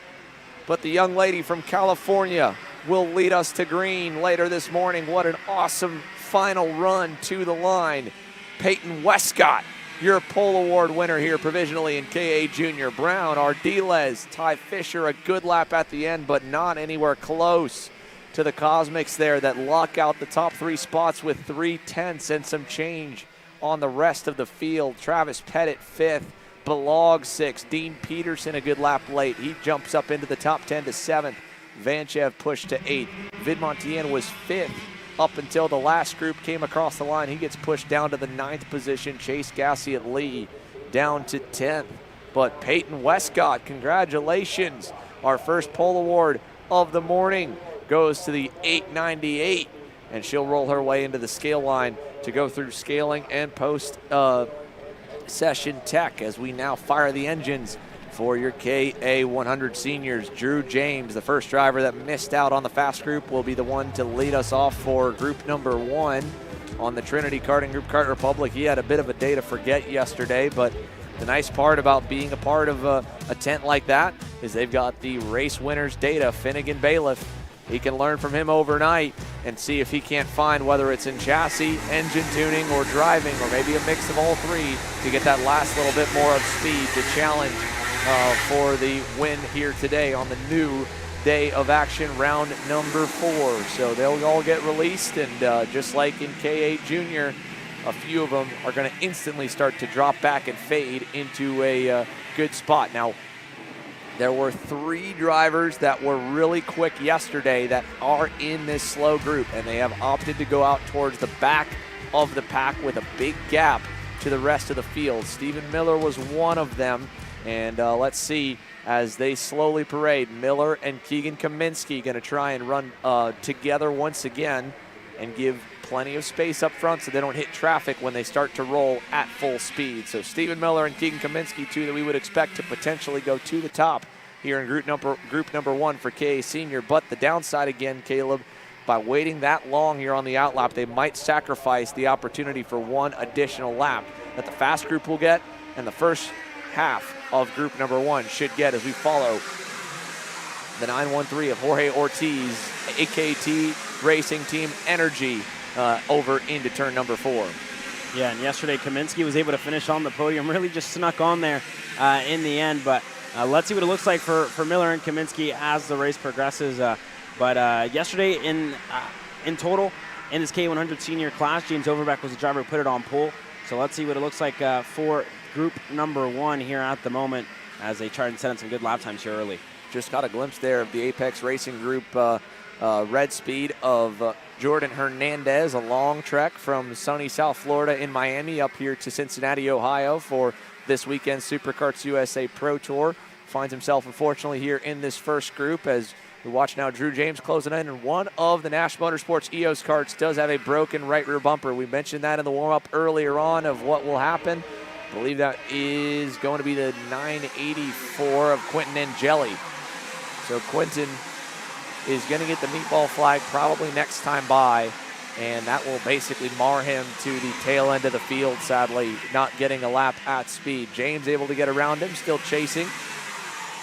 Christopher Gueram, maybe, Gene Ray is in the 923 energy there as they exit turn number 4. There's like a Michael Levitt running up towards Christopher Gueram here into the infield hairpin.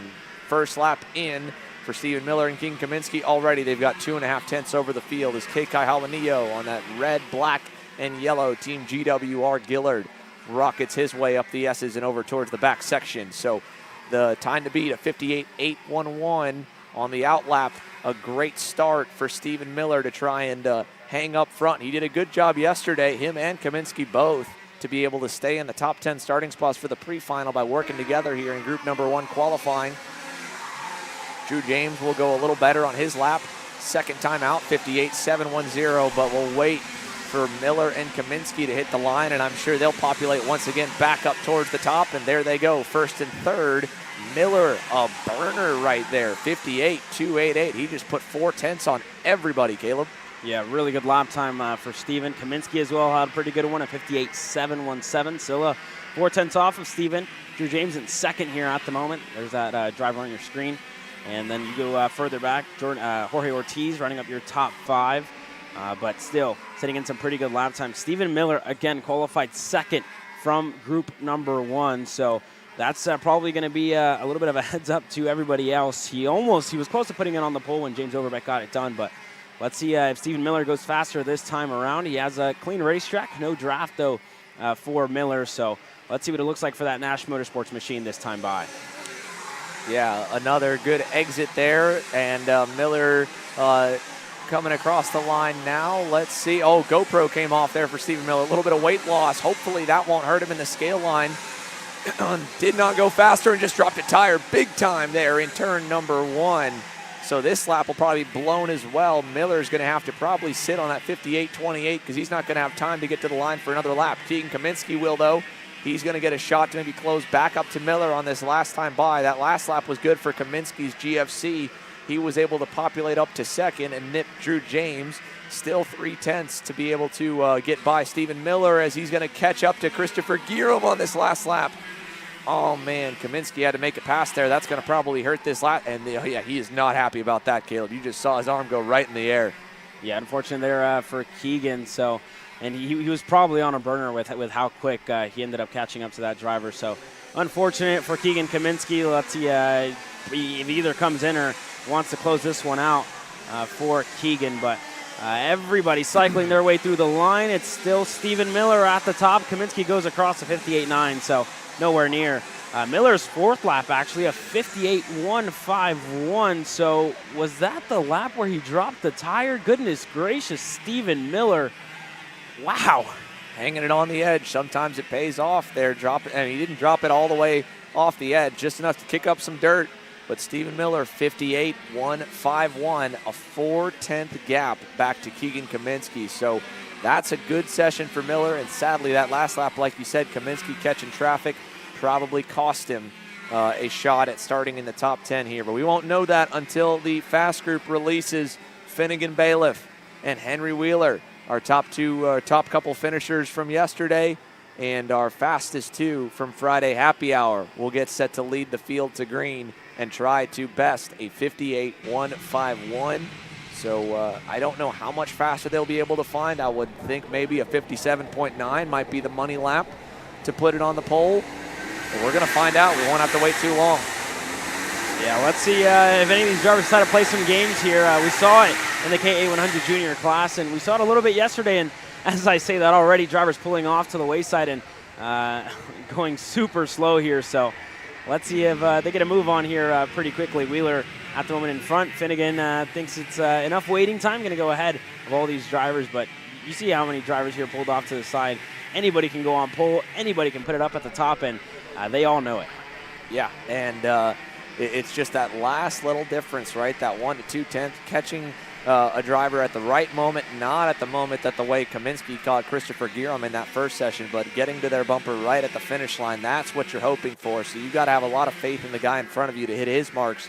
Finn Bailiff is saying, you know what, I'm going to go with the safer strategy. I may not get an extra bit of tow, but I'm going to be in full control of my own destiny by going out by myself and having a big gap out front and behind as they cross the line here. He's not the first one across the line, as he let a couple go through, but he's got himself some clear real estate. So yesterday's winner, the 949, through turn number 2 to begin lap number 1 as the 5 minutes are well underway here for group number 2 in KA100 Senior. Again, this is our second class in the 6-class semi-pro rotation. We'll roll right into the first of our 2 cadet categories. Then it'll be X30 Junior with Master Shifter and then Mini Swift to complete the rotation. Here's a look at Peyton Phillips on the comp kart entry. We talked about him in warm-up, that heartbreaking end to yesterday's final. He's probably got a bit of a chip on his shoulder to make up for that and perform for J3 in comp kart here on his first weekend with the crew. And Bailiff, along with the first couple, will be the ones to set the pace here in Group 2. Let's see how their opening laps look like as we come to the line and down this long 1,000-foot front straightaway. First lap's going to be good enough for Bailiff to get to the top 10. A really good one for this middle group right here. Cooper Auclair with a big lap into third. The 947 up to half a second off the pace. Miller, 58.151. Kaminsky still holding second. Cooper Auclair, similar to Finnegan Bailiff, decided to go by himself here for qualifying. Did not make it into the top 10 yesterday. He's already well up the boards right now, but we know everyone's going to continue to improve and get faster. He's working lap number 2. Should be able to get at least 4 in this session as he crests the hill. And he's the next one behind Finn Bailiff. So he's outside of Bailiff's draft, and I don't think he'll be fast enough to get there compared to Finn's pace. But it does help just to have that kind of target, that rabbit to chase after here in qualifying as well. There's something to be said for it. Let's see what this next lap looks like for Auclair and for Bailiff at the line. Bailiff's going to get a big toe, and it'll go to second. Auclair to third.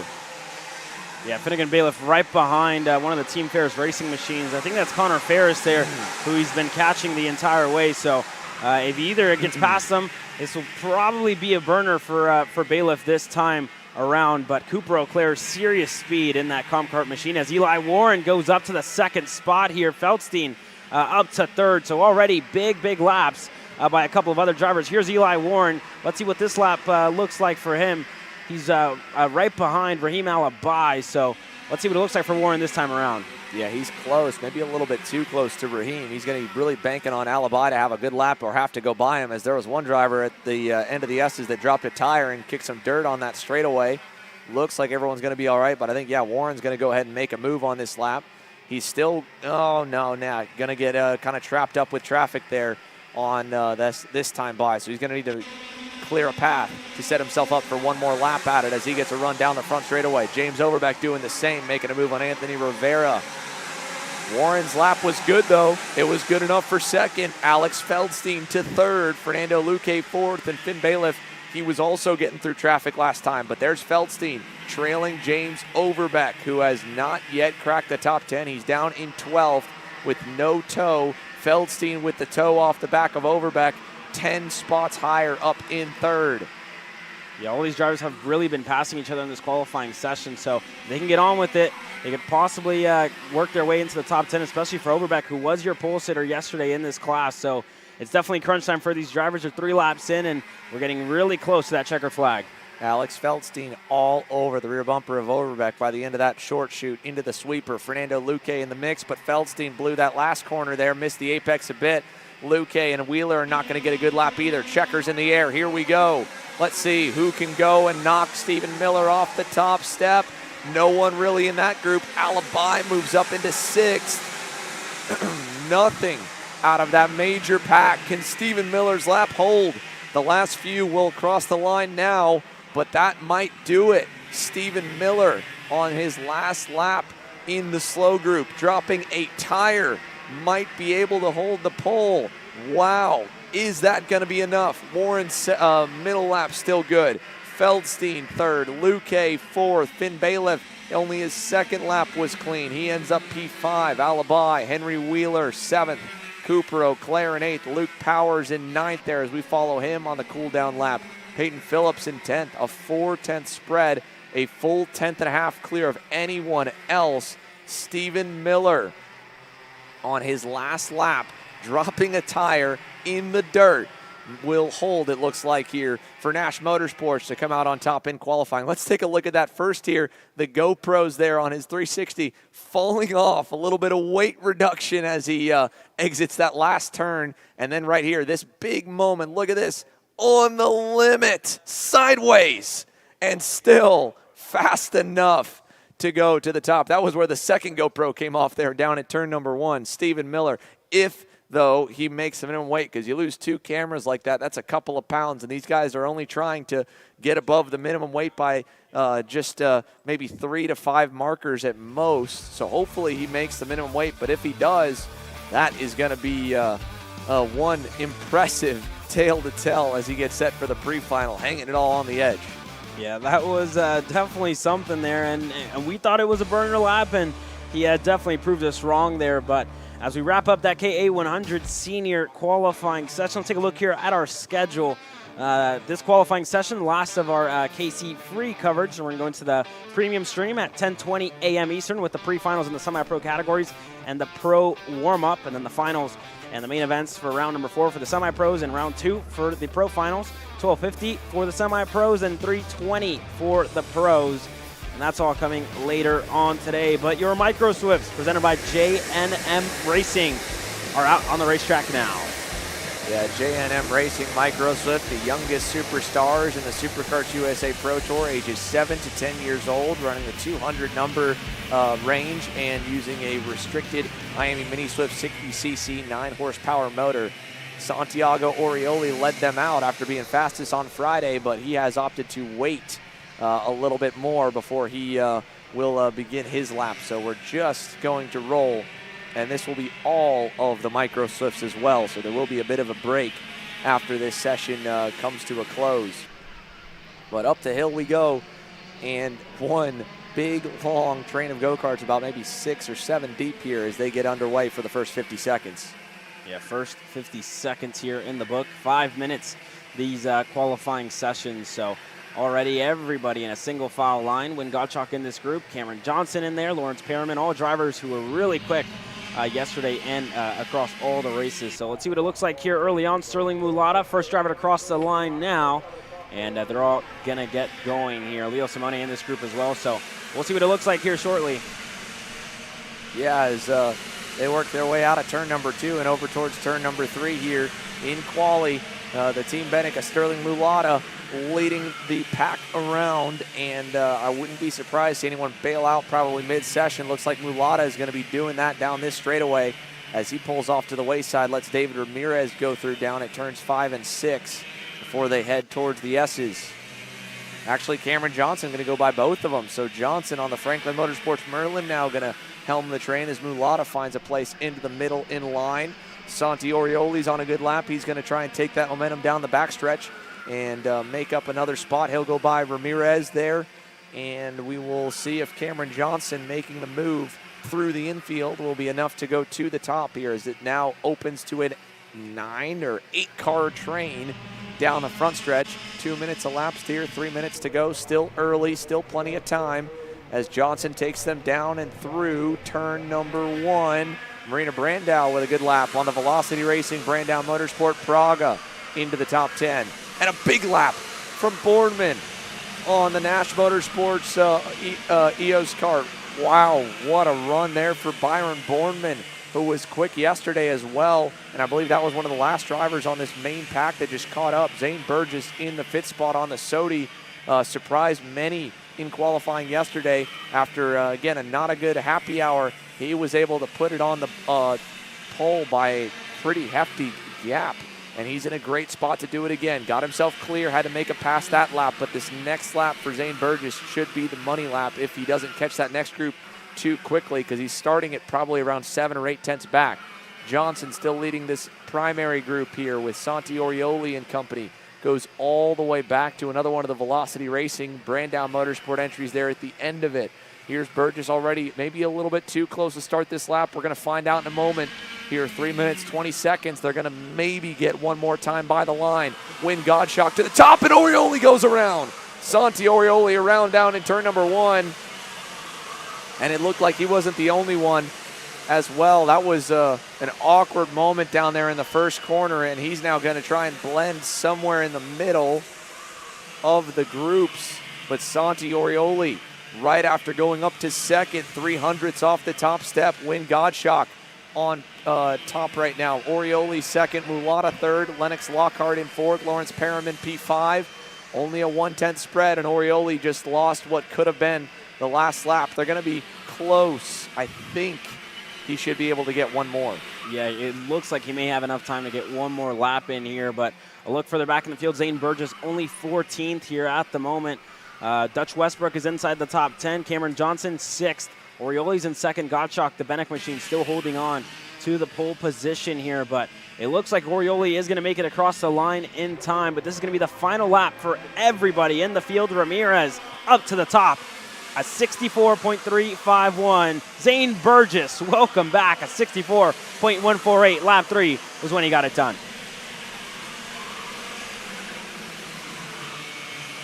Yeah, Zane Burgess, that lap was mega. 2/10 clear over Danny Ramirez and Win Gottschalk, but there's still time for anyone else to maybe set themselves up for a big run here as they go to the infield once again. Lawrence Perriman moving up one spot. Orioli obviously didn't get a lap there. He'll have a chance to answer back after getting pushed now down to fifth. Cameron Johnson as well, 3.5 tenths back. Mulata seventh, Stoffel, Lennox Lockhart, Leo Simone now into the top 10 here ahead of Dutch Westbrook. Marcelo Flores, who was up in the mix all throughout the afternoon yesterday, back in the 12th position. Burgess having to make some passes on this last lap.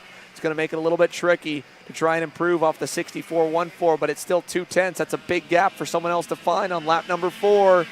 It's enough for Danny Ramirez, though. He'll go at a 63.9. Lawrence Perriman to second. Burgess not quicker on the last lap. Big lap from Nico Salazar there on the Orsilon Parallel to third. Orioli to fourth. Leo Simone fifth. Mauro Nario seventh. Win Gottschalk Mario Nario sixth. Zane Burgess, by having to catch traffic on the money lap, the last lap, drops all the way down to position number 7. And Daniel Ramirez will end as our quickest driver here in Micro Swift Qualifying, presented by J&M Racing, by just 5 thousandths of a second, as Lawrence Perriman's last lap enough to split Nico Salazar and Danny Ramirez. 8 1/1000ths of a second for the top 3 of Ramirez to Perriman to Salazar. 1/2 tenth for Orioli. A great recovery for Santiago Orioli there after the spin in turn number 1 to end up just 46 thousandths off. He's tied, literally a tie for Orioli and Leo Simone, both. And the nod going to Orioli off the scoring computer. Leo Simone 5th, 46 thousandths off the pole. That is one little wiggle, one little twitch of the hands, maybe a couple feet off an apex or a little bit closer or further away. Let's take a look back, though, at this big moment here with Orioli, and he did get a little help, to be fair, to go around there down at turn number 1. All 3 drivers were trying to push and go faster at the end of the straightaway, and he was just sandwiched in the middle, and you could see his hand in the air going, man, what in the world was that? Why did we not get off of each other's bumpers going down at the end of the fastest part of the circuit? Yeah, that tends to happen whenever you hit, I guess, a competitor in that perfect spot to really send them going around and get them all out of shape, and that's exactly what happened there, unfortunately, for Santi Orioli. But all things considered, not a bad qualifying for Orioli, 4th. And that's going to be it for your Micro Swift class here, presented by J&M Racing. X30 Junior by Rawson Performance Group coming up next.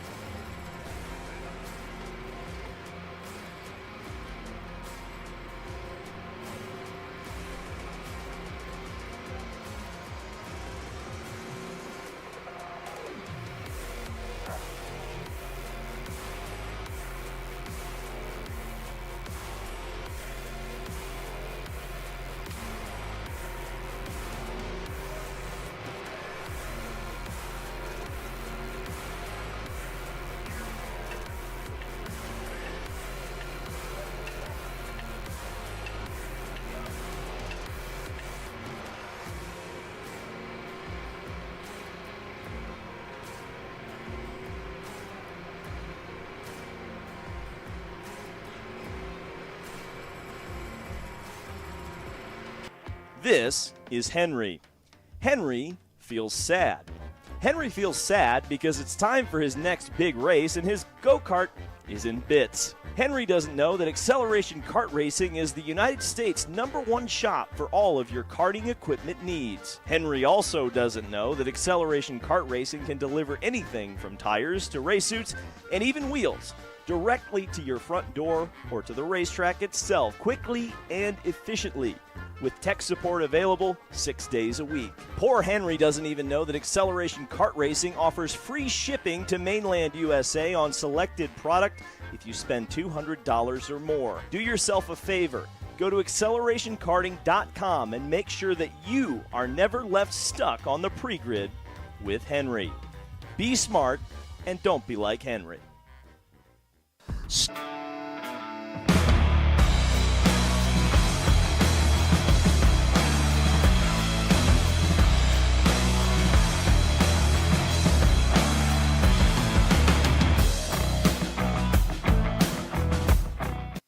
Are you looking for an advantage in your competition? Well, Kart Class has done the hard work for you. We've travelled to your racetracks to give you the inside knowledge. So what does Kart Class offer? We've got drone footage that captures the racing lines, visual markers for your braking points, acceleration zones, and the best overtake opportunities on your racetrack. Pedal cam to show you where to brake and when to accelerate, and 360-degree footage to make sure you don't miss any parts on the racetrack. We've covered 13 racetracks in the United States, and Australia, you're up next. So visit kartclass.com to get your track information. Are you ready to get behind the wheel? From Formula One to NASCAR and IndyCar, all the pros start here.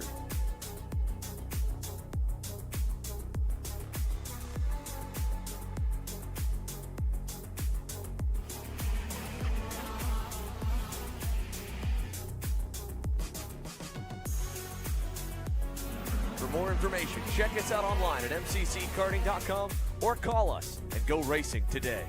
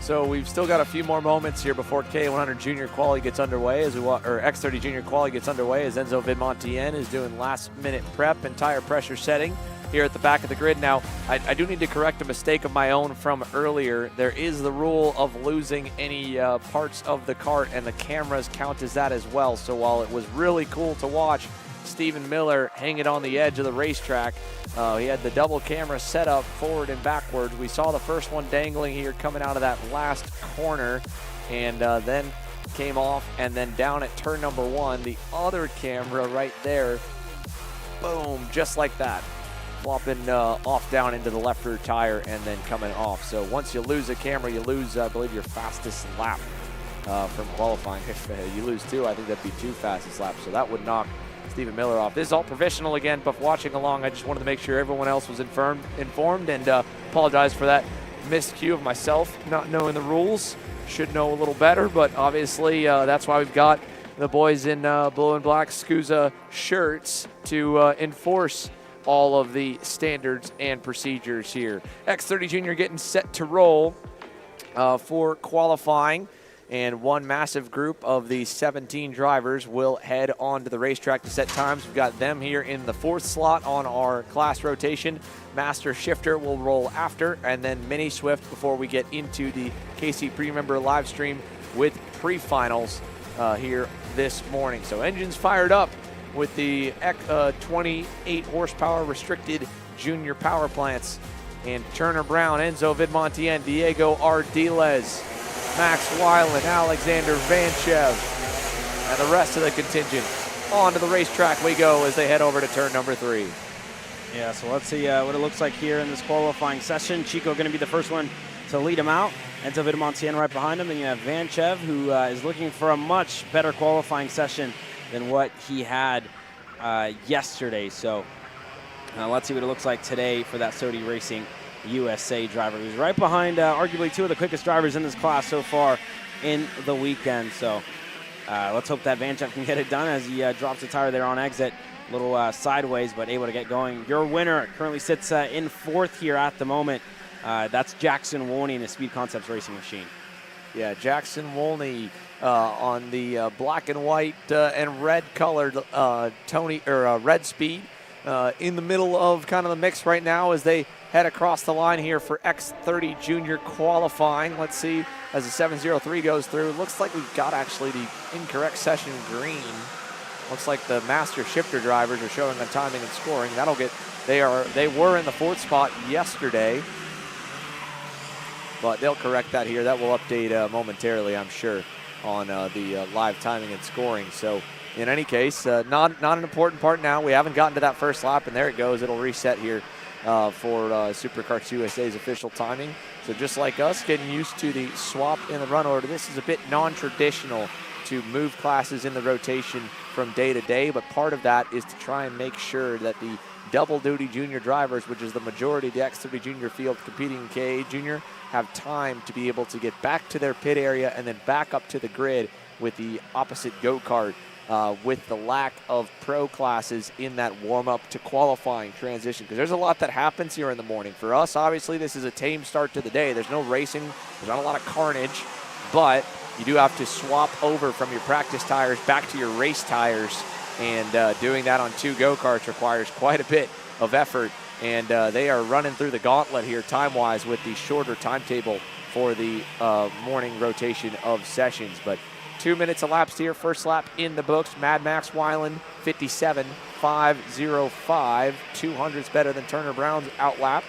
And we're following Wolney and Ardiles and Ty Fisher right now through the S's as they go through the drop-down left-hander. Shades slowly starting to leave that corner. Looks like from center apex off, it is in the sunshine and beginning to warm up.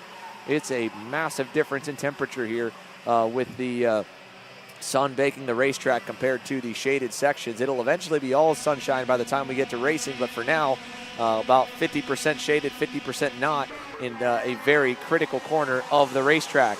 Second lap up. Turner Brown, 56.99. Fausto Arnado, 200s back. David Ramirez there third. Victor De Alencar fourth. Tristan Murphy, good second lap there on the Super Tune Tony kart. He's running just ahead of Fausto, but trailing Ty Fisher, one of the many junior rookies here this year, and Tristan Murphy. And then Enzo Vidmontien back in the 6th spot. Ty Fisher 7th. Fianchi 8th. Max Weiland, Alexander Vanchev 9th and 10th.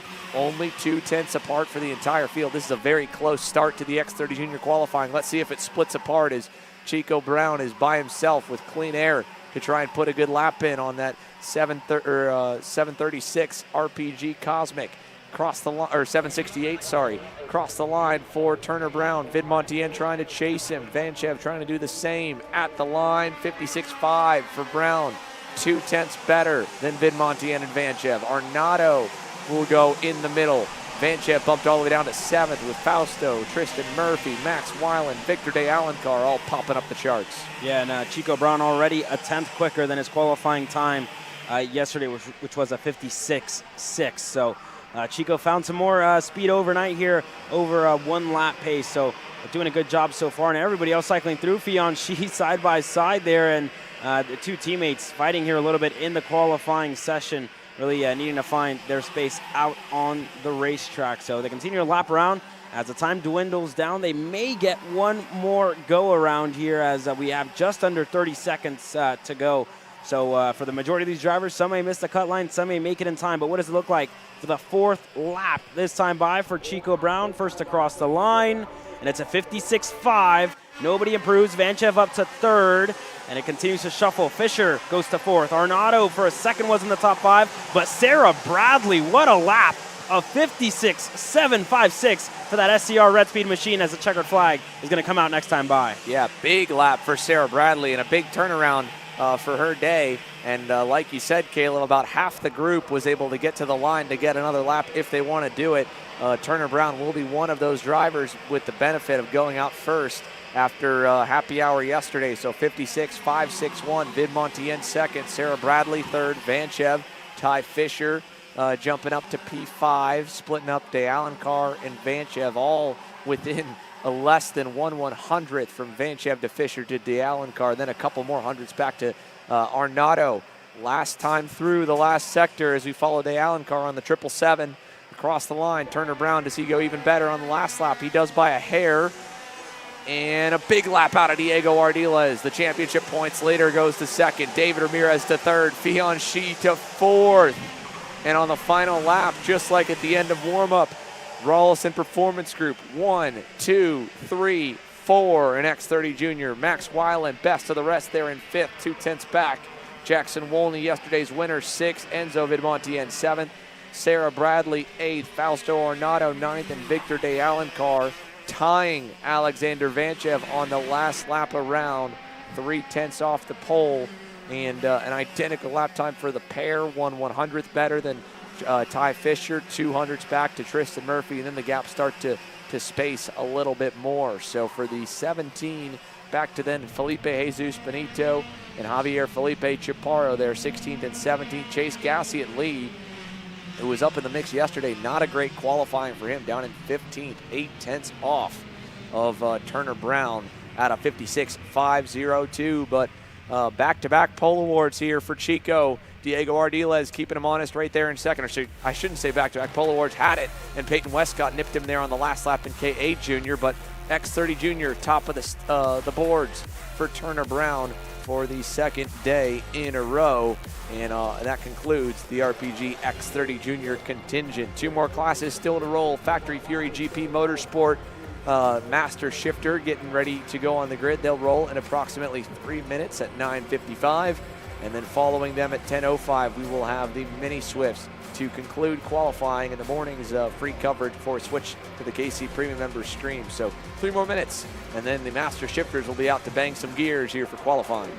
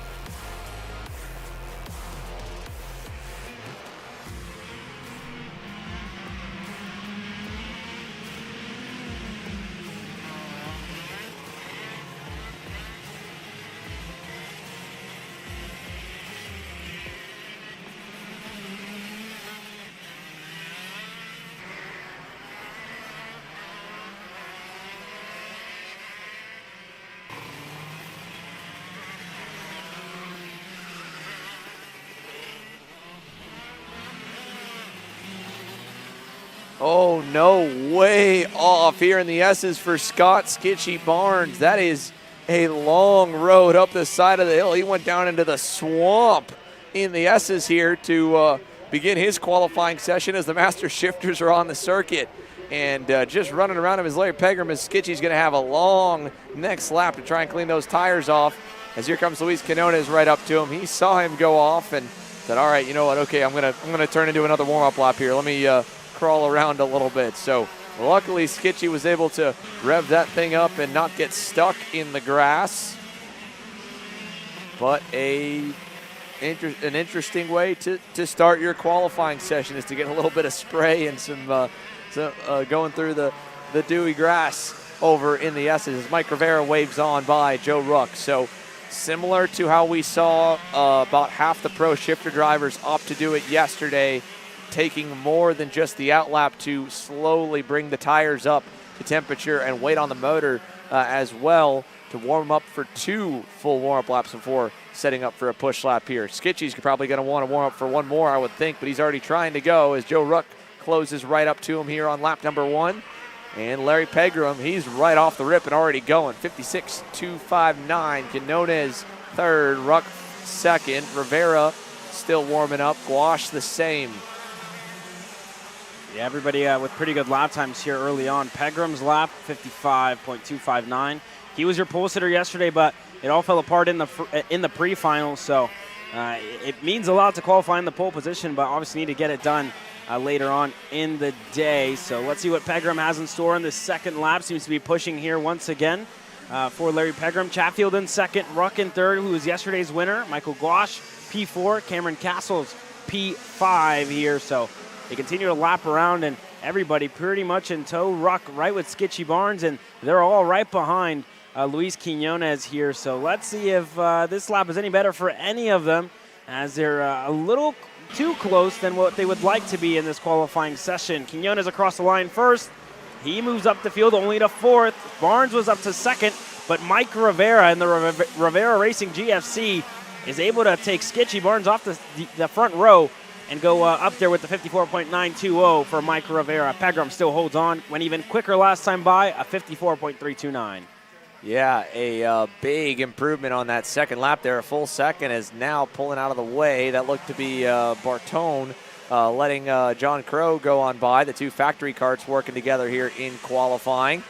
And Larry Pegram, 54.329. Mike Rivera, Skitchy Barnes, Brian Chatfield, Joe Ruck, your current top 5 with still another lap to maybe 2 to try and go faster. Pegram is still ripping down the front straightaway at full speed. And another big improvement to a 53.96 now. Larry's finding a lot of speed, and maybe that was the better way to go compared to everyone else is running right now. Quinones 2.5 tenths off in second. Joe Ruck half a second off in third. Skitchy Barnes in fourth. Mike Rivera P5, and we will be able to go back and take a look here at what happened to Skitchy on that outlap as everyone was trying to warm the tires up. Check this out, look top of the screen, and just around he went there in the left-handed S corner, and he slid all the way down the banking. Joe Ruck looking over like, where'd you go? And then sees just the top of his helmet pulling out, and then again had to drive all the way across. So yeah, Skitchy Barnes with a wake-up call here in the morning for qualifying. Let's see if he can come back from it, though. Right now down in the 6th spot, a little more work to be done. Here is a look at John Crow going through the infield in the 631. He's popped up to third. Skitchy has gone to second as the checkered flies, and Crow is already going to do a cool-down lap here. He's going to pull in this time, so nothing more from John Crow. Joe Ruck down in 6th, 3 tenths off the pace of Pegram. That 53.96 looks like that's going to be where he sits. And I don't know if there's any more that are really on a push lap here at the end as the checkered is out. And you've got at least a quick 3 headed through the infield there. Quinones, Barnes, and Ruck. So maybe they'll try to go for a little bit more. Lynn will improve a little bit. Still down in 11th, though. Last time to the back sector here for these 3. Ruck, Chatfield, and Skitchy Barnes. Or sorry, Quinones, Chatfield, or Quinones, Barnes, and Ruck. And out of the last turn, one more shot to try and go to the top. Let's see it. At the line, can Luis A. Quinones go, or Barnes or Ruck? No, but Joe Ruck will improve on his qualifying from Saturday. He'll join Larry Pegram on row number 1. Pegram was able to almost identically match the lap from lap 4 to lap number 5 for him. 53.96s for both laps there for Larry. A 10.5 off to Joe Ruck, then a 10th and 3/4 to Luis Quinones. Skitchy Barnes just 100th off of Quinones there in 4th. John Crow 2.5 back, so field's getting closer. But for the second day in a row, Larry Pegram will get the option to start from the pole on either side for their pre-final. Final class to qualify coming up next here, folks, in 4 minutes. It will be the Mini Swift class, and they are lined up and ready here for their qualifying session shortly. Again, Mini Swift is the top of the rotation of the 6 semi-pro divisions. It will be our last class here on the free coverage in the morning for warm-up and qualifying of the semi-pro classes. Then we'll go to KC Premium members for their pre-finals, pro warm-ups, and then the semi-pro mains, and then the pro main events live for the Superkarts USA Spring Nationals Pro Show this afternoon at 3:20 p.m. Eastern. So 4 more minutes here. Well, actually now down to 3 before the minis roll onto the racetrack.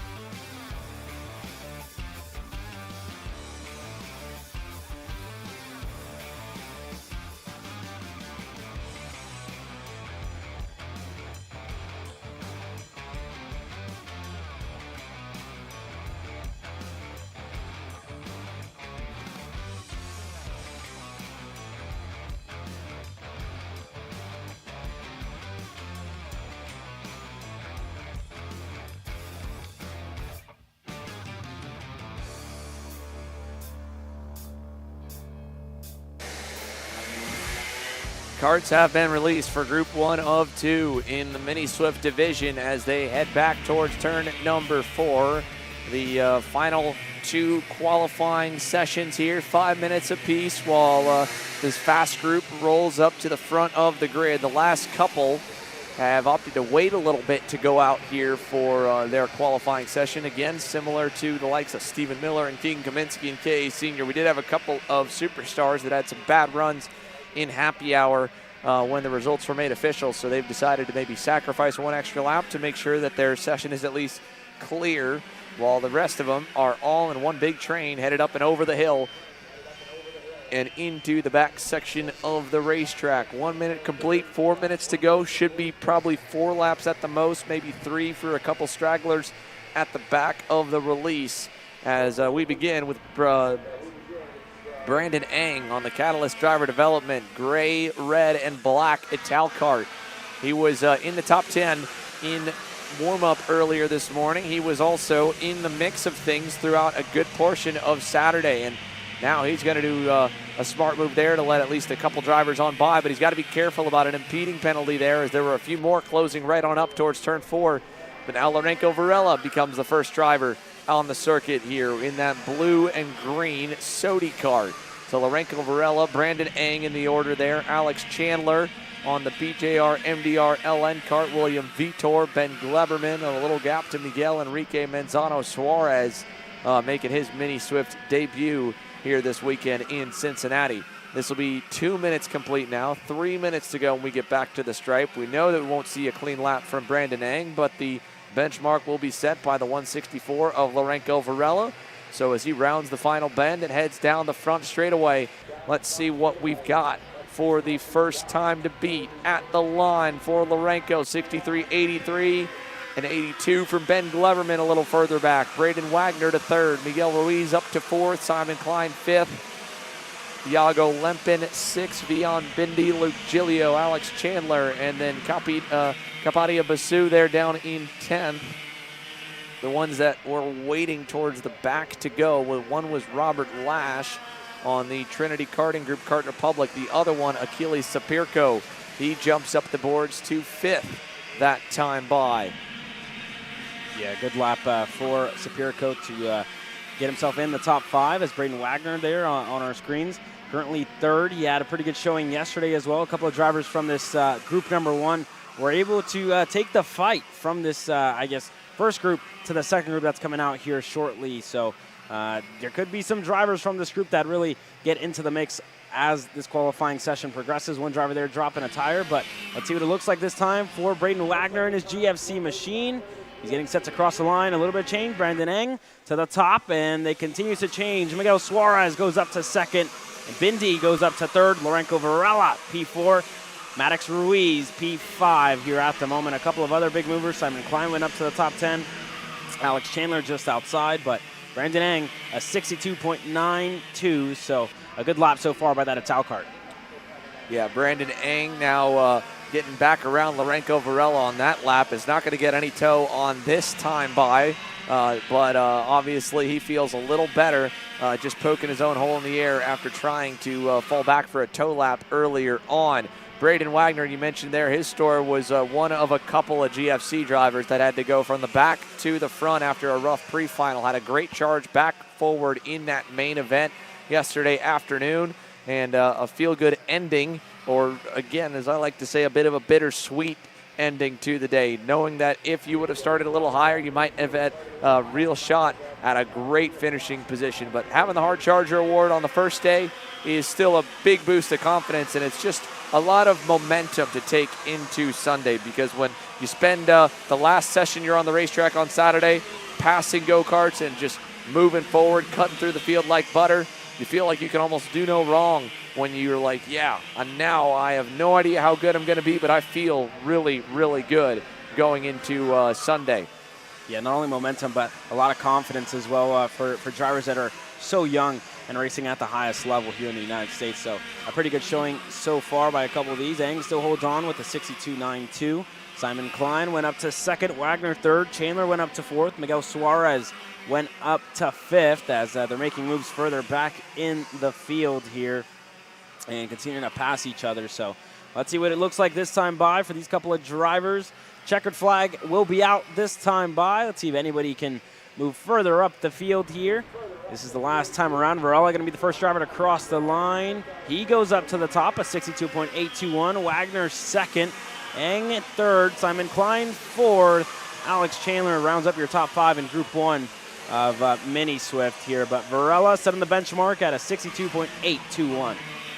One more quality session to go, and it has quite a few all-stars in it. Last lap by for Achilles Sapirko, and best he could do was 12th, 13th for Robert Lash. Luke Giglio back 14th, then down to Kai Park in 16th of this initial run here for qualifying from the MCC Kartplex. But Braden Wagner taking that momentum and confidence boost from yesterday's main, going into second here in this group, only 300ths off.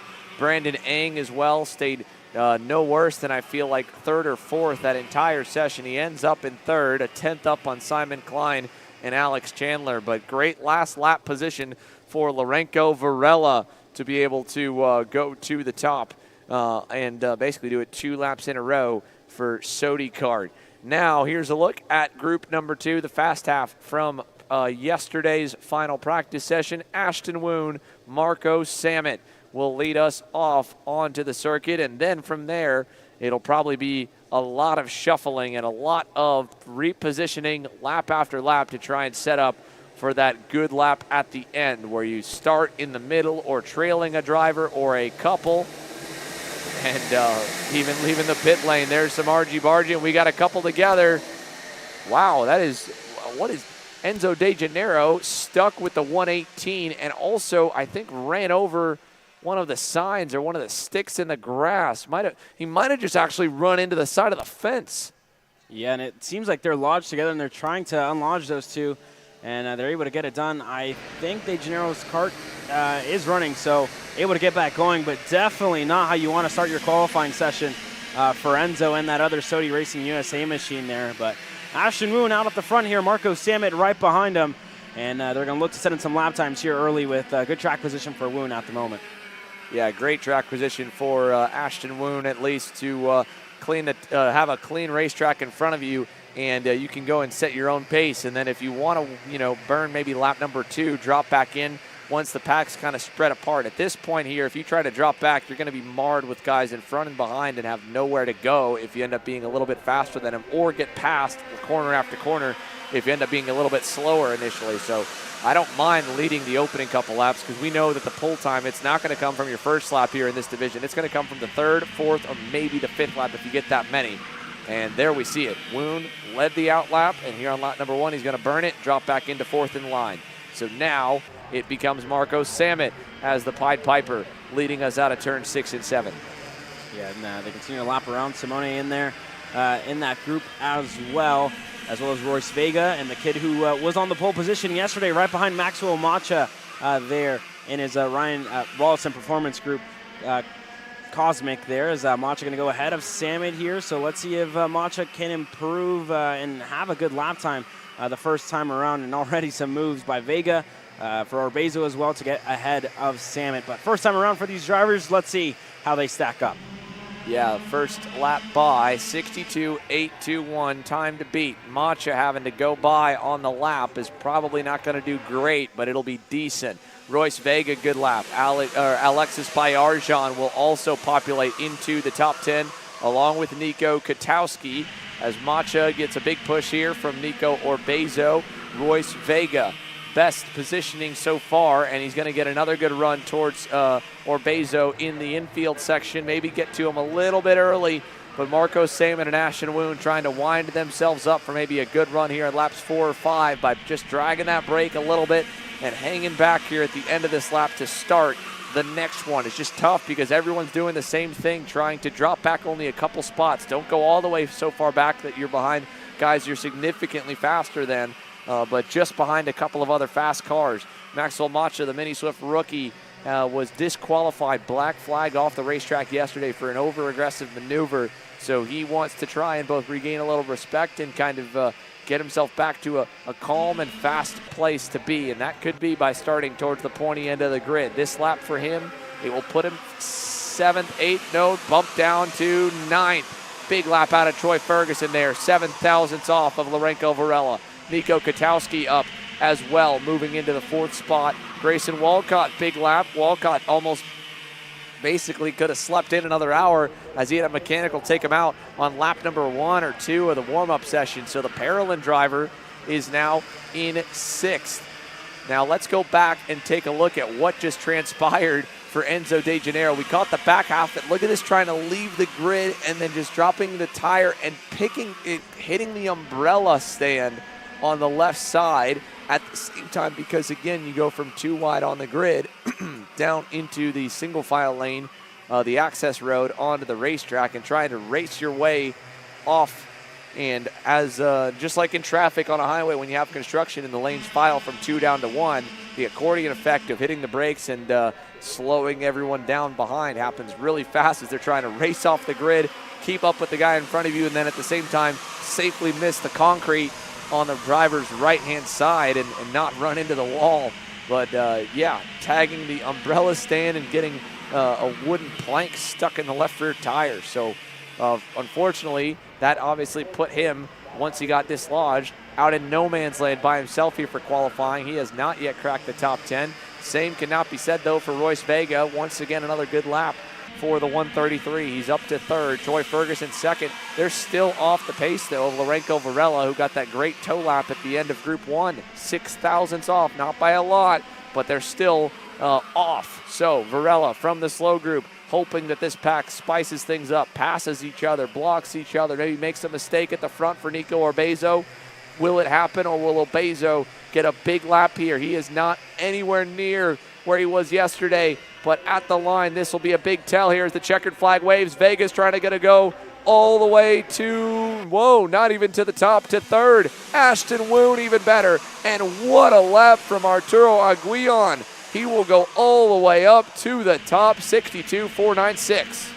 What a lap the last time around as well for Rocco Simone, going up to third. And then Royce Vega fourth after making that move on Nico Orbezo. Wolcott finished fifth, Isaac Payne sixth, Samet seventh, Lorenzo Varela eighth. So not too bad of a qualifying session for Varela, considering he went out in group number 1. Ferguson dropped to ninth. Maxwell Macha rounds up your top 10, and then you go back to Wagner, who was also in group number 1, finished 11th, and Nico Orbezo, your pole sitter from yesterday, down in 12th for the pre-final here today. But Arturo Aguillon, your pole sitter in Mini Swift. Yeah, big lap there for Arturo Aguillon on the MPG Orioli Kart Performance entry there to get his first career Superkarts USA Pole Award. Ashton Woon second, Simone, Vega, Walcott, Isaac Payne, good lap there at the end. Mentioned De Janeiro, again, he got up to 10th for a second, gets pumped back down to 15th. But with that, folks, we're going to switch over to the KC Premium Member stream as we get set to roll. KA 100 Juniors pre-final is up next.